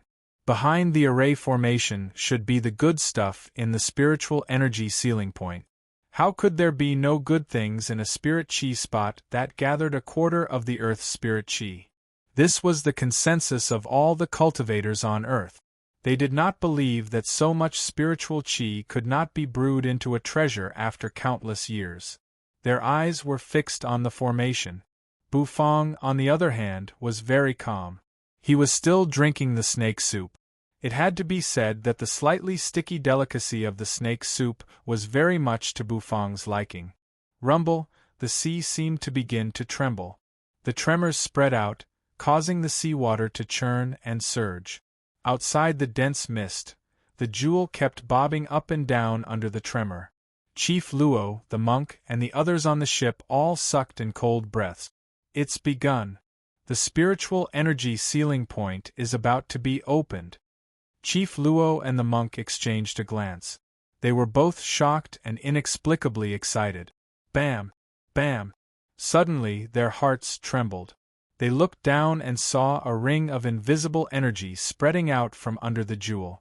Then, a huge shadow appeared and covered the enormous body of the jewel. There was a behemoth under the sea. The monk and the others were terrified. In the distance, a small boat was approaching at high speed. The bamboo pole struck the surface of the sea, making the boat look as if it was flying. An old man in a straw raincoat and a bamboo hat flew out of the boat, stepped into the air, and landed on the jewel. Buzz, up in the sky, a beam of sword light sliced through everything as it sped through the air. With a murderous intent, it charged straight into the spiritual energy ceiling point. The monk and the others felt a chill run down their spines. The god of Sakura Island, Susanoo? The old man wearing the bamboo hat let out a soft cry of surprise. Patriarch! When Yugu saw the old man in the bamboo hat, he cried out in surprise and knelt on the ground. The old man, dressed in plain clothes and wearing a bamboo hat, was the patriarch of the immortal island of Penglai, a true earth immortal. He was a real immortal. Why is patriarch here? Yugu asked excitedly. The immortal patriarch was his lifelong idol. How could he not be excited to see his idol? Although Senior Bufang was also very strong, in Yuji's eyes, only the patriarch of the immortal island of Penglai was his idol. The spiritual energy ceiling point that occupies a quarter of Earth is about to be opened. How could I not come? Besides, Yamata no Orochi in that remote Sakura Island has broken the rules, so I don't have to follow them. The old man chuckled. Then, he touched Yuji's head. It's dangerous here. Go back quickly. Gods from all over the world will be here in a moment, and the shock waves of the war are not something you can stop, the old man said. The monk and Yuji's heart skipped a beat and they nodded. Chief Luo looked at the spiritual energy ceiling point. Although he was reluctant, He knew that he was still too weak before the real almighty experts on Earth. Don't worry. As long as I'm here, this spiritual energy ceiling point belongs to Hua. Patriarch Penglai chuckled. Then, he floated up into the air and kicked the tip of the jewel with the tip of his foot. In an instant, with a rumble, the jewel shot forward, broke through the waves, and sped into the distance. The old man, clad in a straw raincoat and a bamboo hat, stepped on a white cloud and sped toward the misty spiritual energy ceiling point. An immortal! He's really an immortal! Good heavens, so there really are immortals in this world. I've finally learned something new. Are you stupid? Wasn't the man who killed the serpent yesterday an immortal as well? Countless people on the jewel exclaimed. They were so excited that their faces were flushed after witnessing such a mythical event with their own eyes. However, the jewel was getting farther and farther away from the spiritual energy ceiling point. It hovered in the distance, bobbing up and down. It was already very far from the location of the spiritual energy ceiling point. Yugo, the monk, and the others did not intend to leave, so they just waited here. The opening of the spiritual energy ceiling point, which occupied a quarter of Earth's spiritual energy, was absolutely extraordinary. It was also a kind of luck for them to witness such a miracle. Buzz Dracula's eyes turned scarlet, and sharp teeth grew out of his mouth. He was very excited. There it was. Finally, the treasure in the spiritual energy point had appeared. The Grand Magister held the withered tree branch magic staff, her face red with excitement. The dense mist dissipated. The scene inside was revealed, both of them widened their eyes. Bufang, on the other hand, was slurping the snake soup. A patch of pure white appeared in front of them. In the end, its true form was revealed. It was actually a huge egg that was as tall as two people. Egg? How could it be an egg? Dracula and the Great Wizard were dumbfounded. Could it be the legendary dragon egg? No, both of them carefully looked at each other, and then their pupils shrank. Behind the egg, there was a piece of clothing floating. That's right, it was a set of clothes. It was red and white, and its sleeves fluttered in the wind, making it seem like a phoenix spreading its wings and soaring into the sky. It emanated boundless charm and immortal energy, and it was extremely lifelike. Baby! Dracula bellowed. A set of clothes that appeared in this spiritual chi point was definitely not ordinary clothes. That was definitely a treasure, perhaps even a legendary divine artifact. Dracula was excited. This time, he was too lazy to pay attention to Bufang. He flew directly toward the clothes. He had to get his hands on those clothes. Bufang, who was eating the snake soup, paused for a moment, and a slightly surprised look came over his face. Is that the vermilion robe? The corner of Bufang's mouth twitched. With a thought, he sank into his spirit sea, only to realize that the vermilion robe in his spirit sea had disappeared without him noticing. With a buzz, the vermilion robe fluttered. There seemed to be a divine light flowing over it. The spiritual chi kept rushing into the vermilion robe. After being filtered by the vermilion robe, the spiritual chi flowed back. It seemed to form a perfect cycle. Slurp! The appearance of the vermilion robe made Bufang even more excited. There was no doubt that he was getting closer and closer to awakening Mulberry. Rumble! The vampire Dracula let out a shrill cry. An invisible sound wave came out of his mouth, which exploded and caused the waves to rise as if they were about to roll back. His body turned into an extremely huge bat, and he sped toward the vermilion robe. As for the egg, he ignored it. In his eyes, treasures were much more important than eggs. The Great Wizard's eyes narrowed. The staff in his hand trembled violently, and he murmured something under his breath. Buzz! A bolt of lightning shot out of the staff and shot toward Dracula in the distance. Crackle! Dracula immediately changed back from his bat form, and he was forced back a few steps by the lightning. Damn you, old man! You're courting death! Dracula growled. He opened his mouth, and his sharp teeth seemed to become more and more terrifying. He raised his hand and waved it violently. In an instant, countless bats flew toward the great wizard. The great magister's withered staff lit up once again, and a huge fireball appeared in front of him. The fireballs were densely packed, and like meteors, they flew towards the swarm of bats and collided with each other. Countless bats screamed and turned into black smoke before dissipating. Count Dracula's pupils constricted, and his hair seemed to stand on end. He raised his hand, and blood gushed out of his palm. Then, more and more blood flowed out of his palm, turning into a huge pool of blood that swirled rapidly in the void. Boom! The pool of blood turned into a whirlpool and shrouded the great wizard, enveloping him and Bufang within. Bufang drank the snake soup and looked curiously at the pool of blood around him. This was the power of the strange people on earth, and it was very strange. Bufang could see that magicians controlled the elements of heaven and earth, and they could manipulate them to fight. The energy of the kindred came from the strange power in their bloodline. The two had different origins, but they both had extraordinary fighting prowess. Bufang was suddenly a little curious. How did Earth come to have so many strange cultivation methods? These methods would eventually become the only way to study cosmic energy.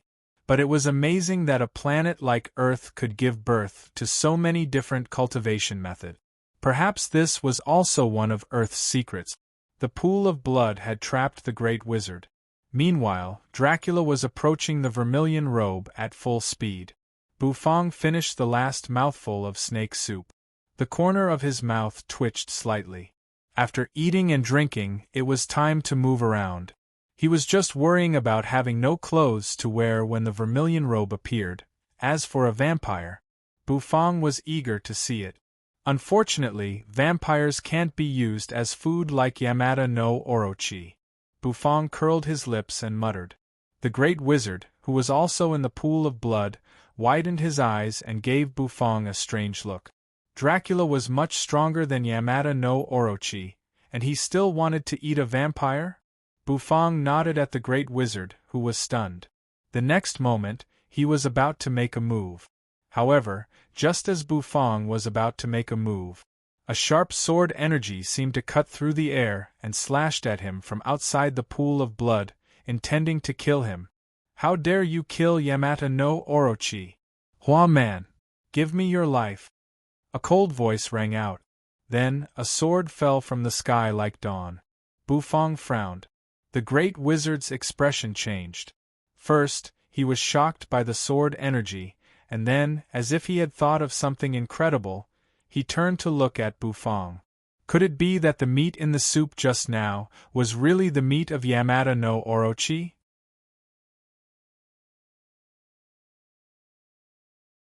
Chapter 1612. A sharp sword energy fell from the sky, carrying with it a suffocating killing intent. This killing intent was surging and surging violently. The great wizard's hair stood on end and his eyes narrowed. Bufang, on the other hand, frowned and looked up in confusion. Who was it that had such a strong killing intent toward him? From the other's words, he could tell that the other had come for the revenge of Yamata no Orochi. In the distance, Count Dracula of the Blood Clan narrowed his eyes. Are they fighting? If so, I can get this treasure wholeheartedly. Could this suit of clothes be a defensive treasure? The corner of the vampire's mouth twitched. Vampires had an excellent recovery ability, but he could never have too many defensive treasures. With that in mind, Dracula focused his eyes on the robe behind the huge egg. The robe, which seemed to be shrouded in immortal energy, made his heart burn with eagerness. Judging by the appearance of this robe, could it be a treasure left behind by an ancient Hua immortal? A treasure that could condense a quarter of the earth? An immortal king? Or a treasure left behind by an immortal emperor? Dracula's eyes burned with eagerness. In front of an immortal king and an immortal emperor, he was nothing. But if he could get this treasure, he might be able to rise to the top. Bufang raised his head and looked at the sword energy that was shooting down. That wisp of sword energy fell straight down. Bufang raised his hand and slapped it with his palm. However, the sword chi easily crumbled inch by inch. Bufang was taken aback. He had made such a big noise, but the power of the sword energy was just this? It didn't make sense. Bufang felt that the power in the sword energy was too weak. The great wizard also widened his eyes. Impossible! That voice just now belonged to the god of Sakura Island, Susanoo. He is an existence comparable to an earth immortal of Hua. How could that sword energy be so weak? The great wizard was old, but he was knowledgeable, so he was naturally puzzled. Bufang was also puzzled. When the sword energy dissipated, the so-called Susanoo did not appear at all. Boom! However, an even thicker sword light swept over. Dracula, who was close to the vermilion robe, was instantly stabbed by the sword light. With a bang, his body suddenly exploded. Countless rays of blood shot out. Count Dracula let out a miserable howl and instantly moved sideways. In the void, a dark purple figure emerged. It was a Sakura Island samurai wearing armor and holding a samurai sword. His sword had seriously injured Count Dracula. The wound was bleeding profusely, and it was difficult to heal. Susanoo. Despicable and shameless trash of Sakura Island. To actually sneak attack this count. Dracula was furious.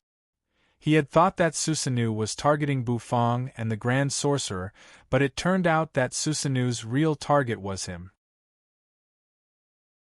No, it should be said that their true target was the immortal robe. Dressed in armor, Susanoo's face couldn't be seen clearly, but his eyes were cold. He had forced Dracula back, and at this moment, he occupied the position closest to the vermilion robe. Billowing spiritual energy kept swirling around the vermilion robe, making it even more elegant. You're a vampire. What do you want this immortal robe for? It was left behind by the god of Sakura Island. Susanoo said coldly. Dracula's eyes were full of killing intent. Shameless! In the distance, the great wizard pointed his staff at the blood pool, causing it to explode. Then, he and Bufang broke free. The four of them immediately hovered in midair. The chefs who had been abducted by the vampires were already trembling with fear. When immortals fought, mortals suffered. Even if there were superhumans among them, in front of Dracula and Susanoo, they were just ordinary people. They wanted to flee, but their bodies were extremely cold. Gurgle, suddenly, the sea began to churn. Susanoo sneered, turned, crossed the egg, and grabbed at the vermilion robe. How could he lose the treasure in the spiritual energy ceiling point? Dracula's lips had turned dark purple, and his ears had become sharp. He was so furious that he roared. Boom! The sea exploded. A huge black shadow suddenly rose from the sea. It opened its huge mouth and bit at the vermilion robe. As soon as the giant beast appeared, Bufang's eyes lit up. The expressions of the people around him changed dramatically. This is a giant whale. The great mage's body trembled as he took a deep breath. His flowery green robe trembled incessantly. That's Poseidon, the god of sea. Boom! Susanoo roared and slashed down with the katana in his hand. A terrifying sword light suddenly appeared in the sky and tore down.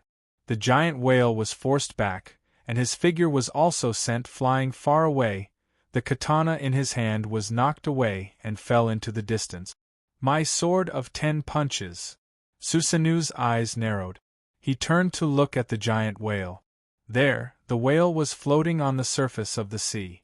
Water droplets kept gathering over its head, and soon, they turned into a figure. It was a handsome man with blonde hair and blue eyes. His muscles were bulging, and he was wearing gold and silver. His earlobes were adorned with huge round earrings, and he had a wicked smile on his face. It's rare for the sea to be so lively. How can I, Poseidon, be absent? The man burst out laughing. With a shake of his hand, a trident appeared in his hand. The trident was golden in color, and it looked resplendent and magnificent. The god of sea? A curious look came over Bufang's face. He was not in a hurry to make a move. Instead, he watched with great interest. The god of sea's aura was very strong, the strongest among all the existences present. It was even stronger than Susanu's aura. The one who tried to kill him before should be Susanu. The god of Sakura Island and the master of Yamata no Orochi? Bufang raised his eyebrows. Bufang did not have a good impression of the people of Sakura Island or the god of gods. It was best that the other party did not provoke him. Boom! Boom! All of a sudden, Poseidon's eyes narrowed as he looked into the distance. There, a figure, clad in a straw raincoat and a bamboo hat, drifted over on an auspicious cloud. An earth immortal of Hua, Poseidon said solemnly. A vigilant look came over Susanu's face. More and more experts were coming, which meant that the competition for treasures was getting fiercer. Patriarch Punglai hovered in midair on an auspicious cloud. He glanced indifferently at Bufang first, as if he was surprised that a Hua man was here. Then, his eyes fell on the vermilion robe. I can sense it. That robe has the aura of a Hua man. Patriarch Punglai said with a smile, holding a bamboo pole in his hand. Bah! Each one is more shameless than the other. Treasures belong to the virtuous, and whoever has the ability can take them. Count Dracula's eyes were cold. The next moment, he turned into a pool of blood and sped toward the vermilion robe. Susanu reached out his hand and the 10-fist sword in the distance trembled. With a buzzing sound, it shot toward him at high speed and fell into his hand. He narrowed his eyes and glanced around, but he did not make a move. The great wizard chuckled and retreated with a ruddy face. He was a magician with powerful offensive means, but his fleshly body was too weak. He was not stupid to fight with these barbarians. He needed to keep a distance. He glanced at Bufang. Little friend, you'd better pray for yourself. Be careful not to die in front of so many gods. If you can survive, I'd like to taste your cooking. The great wizard chuckled.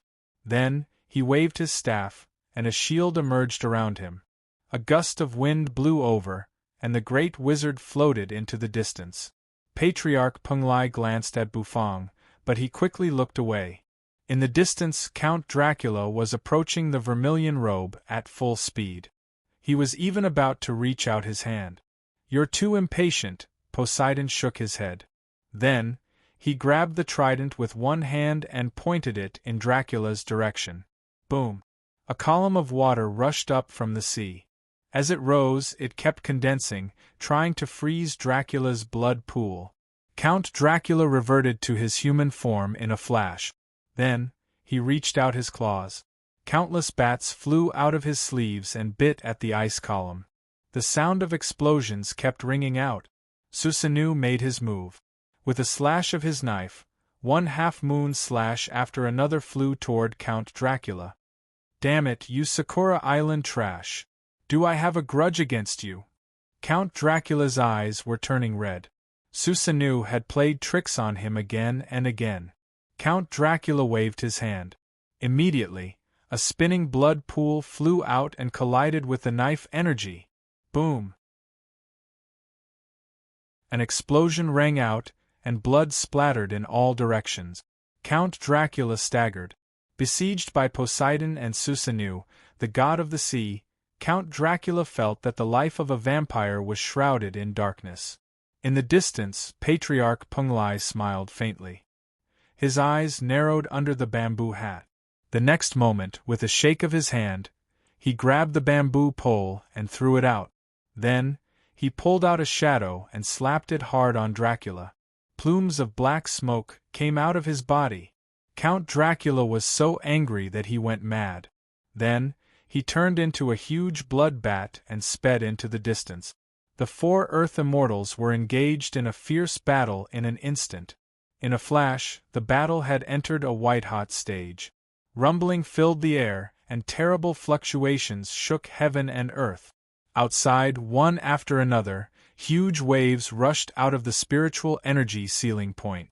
They slapped the surface of the sea, causing the water to surge. Even though the jewel had sailed far away, it could still feel the turbulence, which made one's hair stand on end. This is a battle between gods. Chief Luo swallowed. He could imagine how terrible the battle in the spiritual energy ceiling point was. Umitba, that battle is no longer something that we can interfere in. I wonder how Senior is doing. Could he have been beaten to death? Yugo had a bold guess in his mind. However, when he thought of how mysterious Bufang was, he still felt that the possibility of Bufang being killed was very small. At this moment, Bufang, looking at the battle, the corner of his mouth twitched. He landed. Stepping on the waves, he walked step by step toward the vermilion robe. His pace was neither fast nor slow. The waves rocked, and his body rose and fell with them. He looked like a foam floating on the surface of the sea. Swoosh! Bufang lifted his foot, stepped up from the sea, and went straight up. Finally, he came in front of the vermilion robe. He glanced over his shoulder at the 4 men who were fighting fiercely. Bufang twitched the corner of his mouth. He reached out a hand and grabbed the vermilion robe. The moment he touched the vermilion robe, Count Dracula, Poseidon, the great wizard, and Susanoo all sensed it. They jerked their heads around and looked over. Swoosh! The sleeves of the vermilion robe fluttered noisily as it streaked across the sky. With a swoosh, an arm stretched out of the sleeve. It was neatly put on Bufang's body. The vermilion robe seemed to be cheering. Its feathers automatically wrapped around Bufang, and the belt automatically tied into a beautiful bow. The striped red and white vermilion robe was perfectly worn by Bufang. Count Dracula and the others were stunned. The next moment, their eyes turned red. "Let go of that treasure!" Count Dracula roared. Patriarch Punglai had a strange expression on his face. He grabbed the bamboo pole and did not know what to say. Poseidon, on the other hand, frowned. The killing intent in Susanoo's eyes grew stronger. Holding the Tatsuka sword, he thrust it straight toward Bufang. The Tatsuka sword surged with sword light. "I can settle old and new grudges at the same time. You killed me, Yamata no Orochi, and now you want to take my precious immortal robe? You go to hell." As he approached Bufang, Susanoo let out a long roar. Susanoo roared, gripped the sword with both hands, and swung it upward at Bufang. Boom! Boom! The water exploded in an instant, and a sword energy that seemed to cut the whole sea in half went straight toward Bufang. "Your immortal robe?" Bufang rubbed his head and loosened his grip. His short hair transformed into long hair that hung down to his waist and fluttered in the wind. He squinted at Susanoo and twitched the corner of his mouth. "You're really shameless. Your immortal robe? No. It's my chef's robe."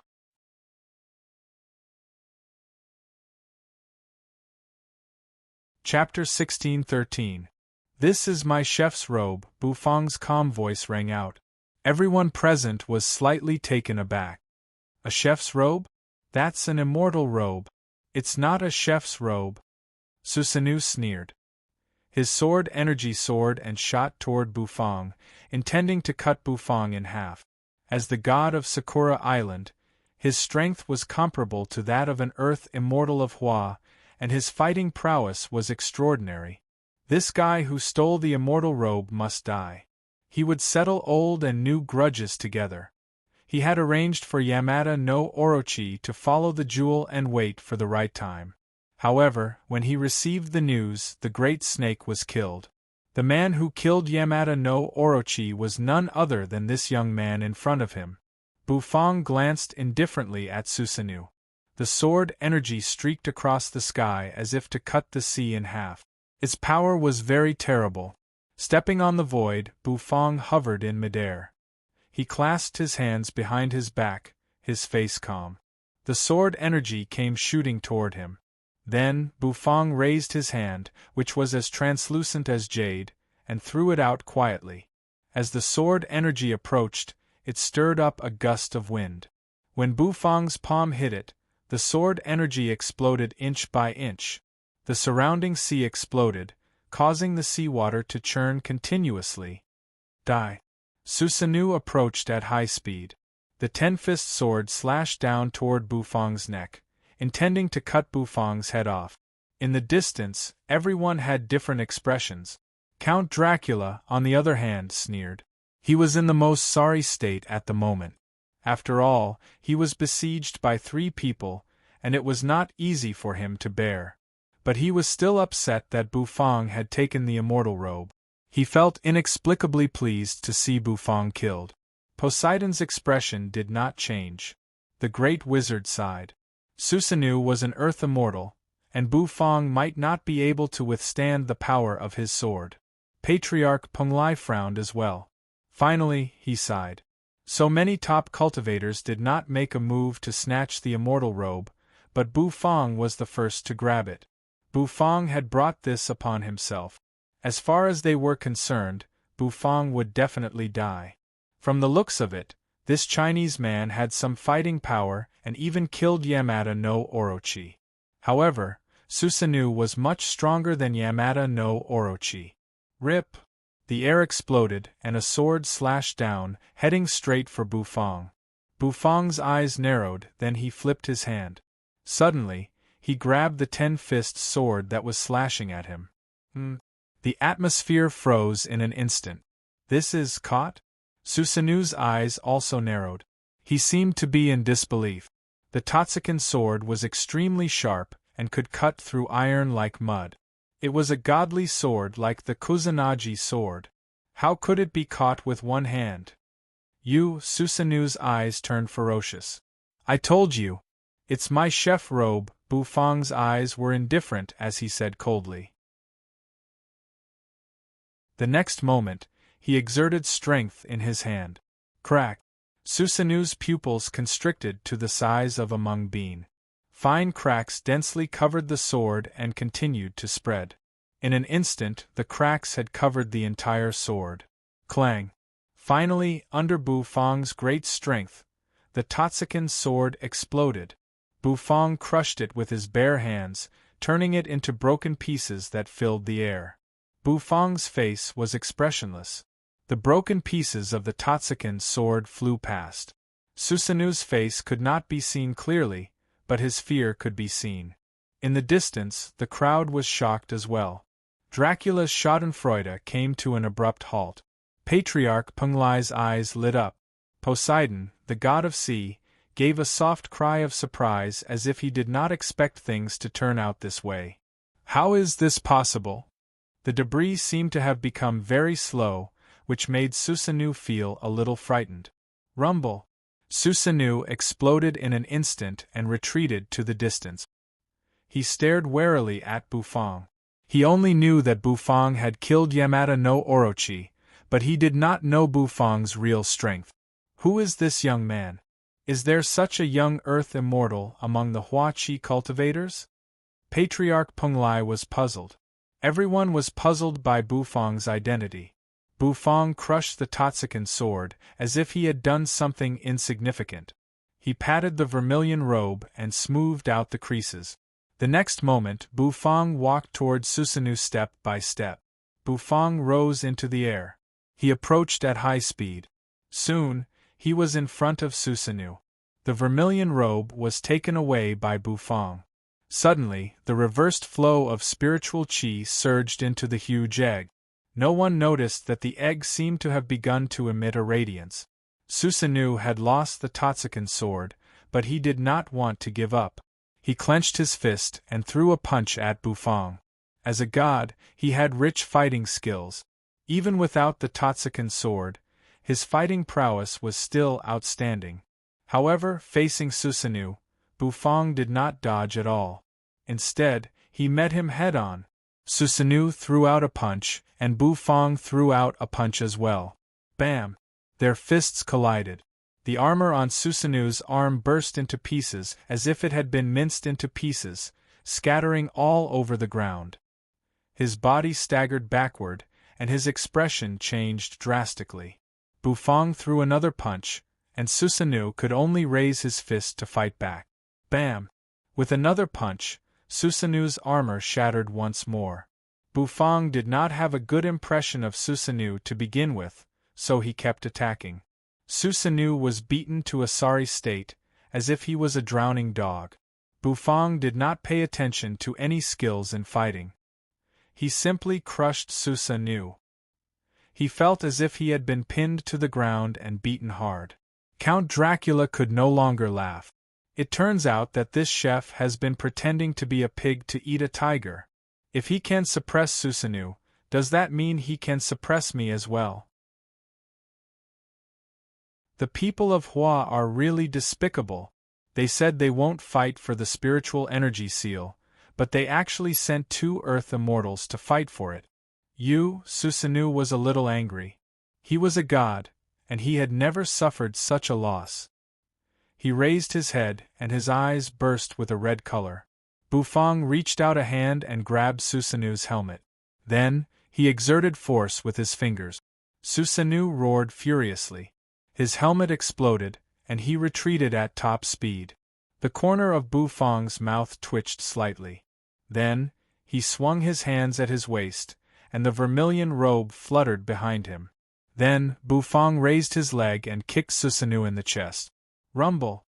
Susanu's armor completely shattered, revealing the wretched figure inside. It was a middle-aged man. He coughed out a mouthful of blood as he flew backward at high speed. Then, he flew out of the spiritual energy seal. He flew thousands of miles away. His legs stepped on the surface of the sea, continuously raising huge wave. He wanted to stop his body, but he couldn't do it. Bam! Bam! Bam! Bam! Bam!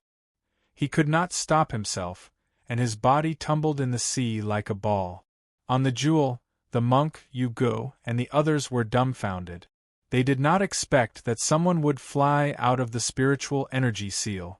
That terrifying aura made their hearts tremble. Swoosh! Susanu steadied himself, blood dripping from his mouth, and a serious look in his eyes. Meanwhile, on the jewel, Chief Luo and the others were already dumbfounded. Xiao AI grabbed the computer, which showed that the spiritual energy point of the man who was kicked out was as big as a ping-pong ball, almost covering half of the computer screen.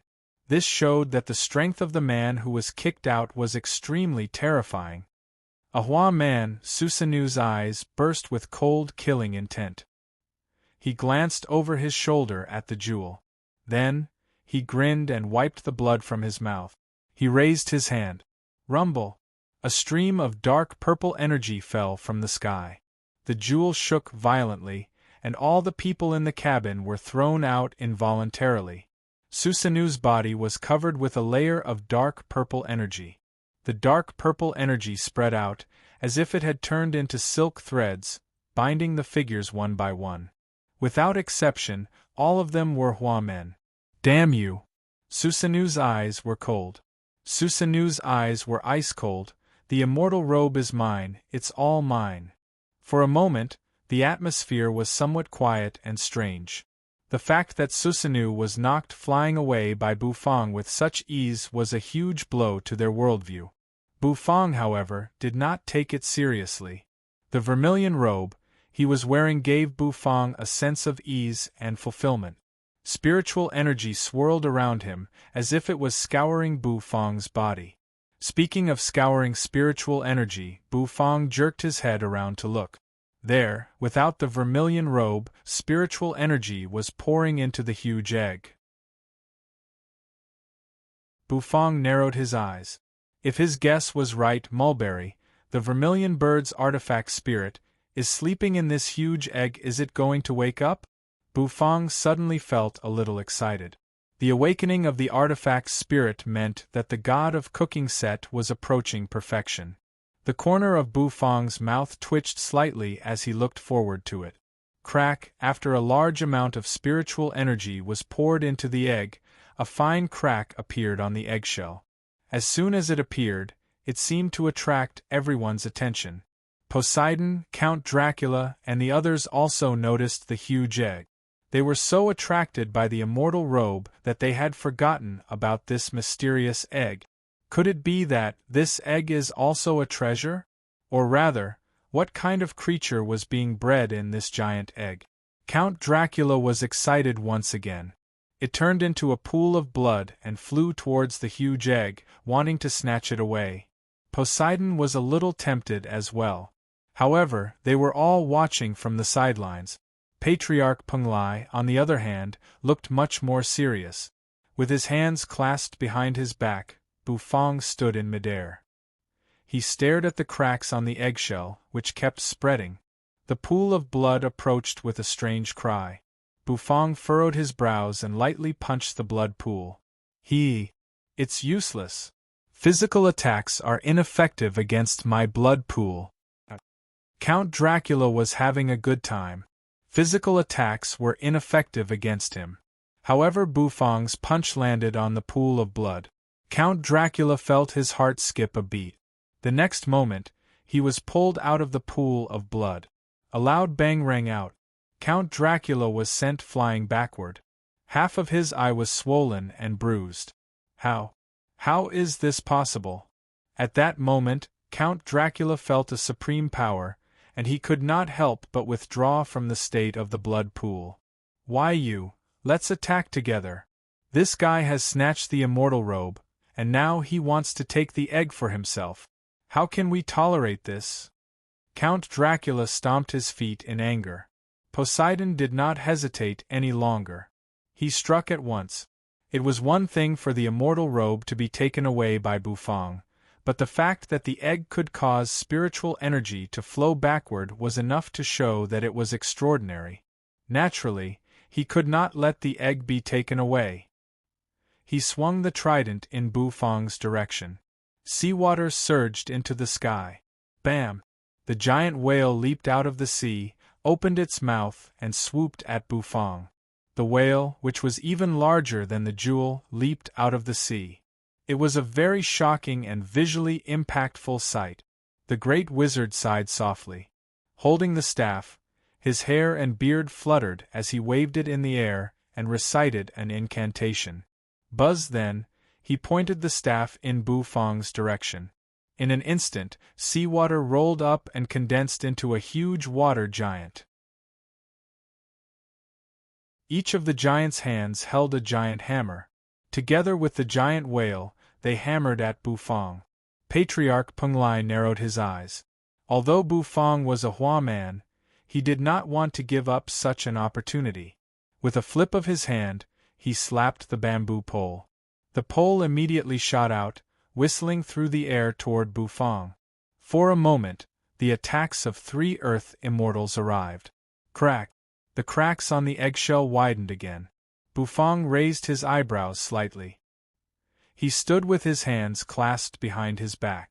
Hovering in midair, his back facing the giant whale, the water giant, and the bamboo pole in the distance, Susanoo approached with a ferocious look on his face. Figures were struggling on the dark purple energy, and his eyes were filled with madness. However, in the face of so many attacks, Bufang was still unmoved. Bufang just stared at the huge egg. Spiritual energy flowed backward, and the egg was spinning. Finally, the egg broke. The eggshell peeled off, revealing a whole bam inside the broken eggshell. A fair and slender arm stretched out from it. The eggshell split apart. At last, the creature inside the eggshell was completely revealed in front of Bufang. Scarlet flames spread out from the egg. It was as if the sky was burning red. A sea of fire enveloped Bufang. Then, a graceful figure slowly walked out of the sea of fire. The naked figure of a woman slowly walked out. Looking at the naked woman, Bufang's spirit sea began to boil in an instant.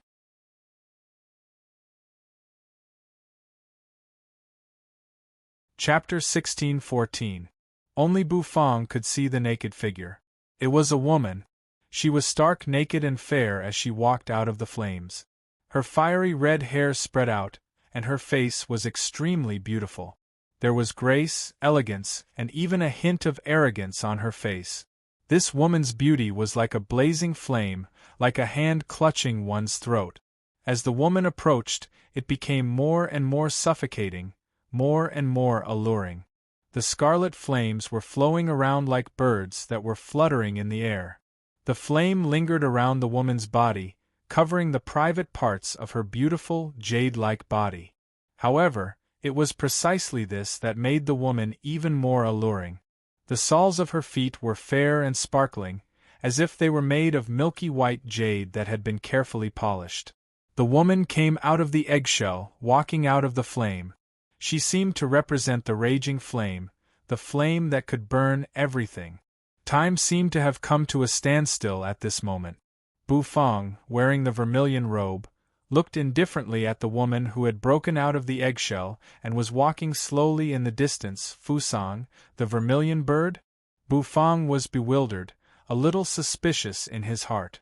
This was because this was different from the vermilion bird in his memory. In Bufang's memory, the vermilion bird seemed to be a careless, masculine woman. Didn't you see how violent she was when she was possessed? However, the vermilion bird in front of him was like a fairy in a painting, a beauty who had walked out of a painting. Her beauty was indescribable, and her nobility could not be blasphemed. The woman's naked body was covered in flames, causing the private parts of her body to be faintly discernible. However, it was precisely because of this that this woman became even more charming and attractive. Bufang furrowed his brows. That woman had come close to Bufang. The woman stretched out her jade-like arm, placing it on Bufang's shoulder. The woman was not as tall as Bufang. Her slender hand was slightly curled, as if she wanted to stroke Bufang's face. What? Bufang frowned. The woman's palm was as hot as fire. When it came into contact with his skin, it felt like it was going to burn his skin. Bufang felt the woman's hand touching his cheek. It was as hot as charcoal that had just been taken out of the fire. What was the vermilion bird doing? Bufang didn't do anything else. He just looked at the woman indifferently. He wanted to see how seductive she was going to be. The woman was like a beautiful snake, coiling around Bufang's body. It was as if she wanted to climb onto Bufang's body. Her waist felt like it was weightless and could be grasped. It seemed that Bufang's indifference had provoked the woman. The woman's beautiful face even pounced toward Bufang's face. It's about time. The corner of Bufang's mouth twitched. He stretched out his hand and placed it on the latter's face. The woman was stunned. In the next moment, a sharp glint appeared in his eyes. It was a proud will that belonged to the king of birds. He wanted to suppress Bufang with his body. No, he furrowed his brows. You're not Fusang, Bufang said coldly. He thought that this woman was the vermilion bird. But in fact, this woman was not the vermilion bird. However, Bufang's spirit sea was boiling. It seemed to be boiling because of this woman's appearance. This woman is Fusang. But she's not the Fusang you know. The Qilint's lazy voice resounded in Bufang's mind. Bufang's eyes focused. The woman's hands were already on Bufang's shoulders. Flames twined around them. Her fiery red hair was burning like fire. Her flaming red lips parted and touched Bufang's face. Bufang tiptoed. With a bang, the ground suddenly exploded. Bufang's figure instantly retreated. However, the woman's soft and weightless waist was approaching. It was as if she wanted to knead herself into Bufang's body. There seemed to be some anger in Bufang's eyes. This woman was not Fusang. Or rather, this was the vermilion bird's sleeping will on earth. What Bufang needed to do was to conquer this will. The other artifact spirits were probably the same. He needed to conquer them himself in his spirit sea, the true form of his divine sense, which had been sitting cross-legged on the god of cooking's menu, suddenly opened its eyes. Buzz, a beam of golden light seemed to shoot out of his eyes. It turned into 2 golden ribbons and shot out of Bufang's eyes. Bufang reached out, grabbed the ribbons, and threw them out. The ribbons seemed to have a mind of their own. They spun rapidly and wrapped around the woman's body. They were tightly bound. I told you. It's about time. Bufang twitched his mouth and said, "Boom!" The giant whale was enormous, and its body pressed down like a towering mountain. It was even larger than the 100,000-ton jewel, and the pressure it brought to people was terrifying. As it leaped out of the sea, the airwaves generated by it howled like a hurricane. Poseidon and the others exclaimed in surprise. This was because they discovered that Bufang, who was below them, was suddenly covered by a mass of scarlet flames, and it was connected to the mysterious egg. Was the treasure in the spiritual energy sealing point going to be taken away by this Hua-man? Poseidon could not tolerate this. He had gone through so much trouble to come to the South Sea from the Atlantic Ocean. Was he going to return empty-handed? No, absolutely not. Ephesus, swallow him! Poseidon, the god of the sea, let out a roar. Behind him, monstrous waves rose into the sky. He was the overlord of the sea, the god of the sea. The giant whale's eyes narrowed. It opened its mouth, and a jet of water spewed out of its nostrils. Its huge mouth was like a huge sky curtain, covering everything. All of a sudden, amid the fire, a beam of golden light shot out. The god of the sea, Poseidon, naturally noticed it. The main thing was that the golden light was too obvious. Buzz, squeak, squeak, squeak, a golden mantis shrimp appeared, hovering in front of the giant whale, waving its claws at it. Mantis shrimp? The corner of Poseidon's mouth twitched. He was unperturbed, and he even wanted to laugh. A mantis shrimp was showing off in front of the giant whale? Was this a joke? Mantis shrimp was at the bottom of the ocean, in front of the SS-class spirit beast Ephesus that he had tamed personally. It was even weaker than an ant. The giant whale opened its mouth. It did not even see Xiaopi. Compared to the giant whale, Xiaopi was like an ant waving its claws in front of a mountain. If one did not look closely, they would not even see it. The giant whale's mouth fell. Suddenly, a dazzling golden light shot into the sky. The giant whale was stunned. His huge eyeballs rolled and fell on the mantis shrimp in front of him. The mantis shrimp turned into a beam of golden light and shot out, hitting the surface of the giant whale. Puff! The giant whale, which had been indifferent all this while, suddenly let out a bestial roar. Boom! The giant whale, which had leaped into the sky, fell directly into the sea, stirring up the water. Huge waves rose to the sky. Poseidon was dumbstruck. Holding the trident, he couldn't believe it. What's going on? Ephesus, Ephesus, answer me. Poseidon furrowed his brows. However, the giant whale's response was a wave of terror. It was as if it was facing a top existence. Damn it. You're the overlord of the ocean. What are you afraid of? Of mantis shrimp? As a giant whale, how could it be so useless? Poseidon was furious. The giant whale fled. With a flick of its tail, it jumped out of the sea and sank back into the water. With a shake, it disappeared. Puff! In the sea, a golden mantis shrimp popped its head, swimming leisurely in the sea. Rumble! The seawater poured down like a storm. The giant seawater giant wielded two giant hammers made of seawater, smashing toward Bufang. Even the air seemed to have been crushed by the pressure. Boom! All of a sudden, the flame that shrouded Bufang suddenly dispersed. The great sorcerer, Poseidon, and the others watched with rapt attention.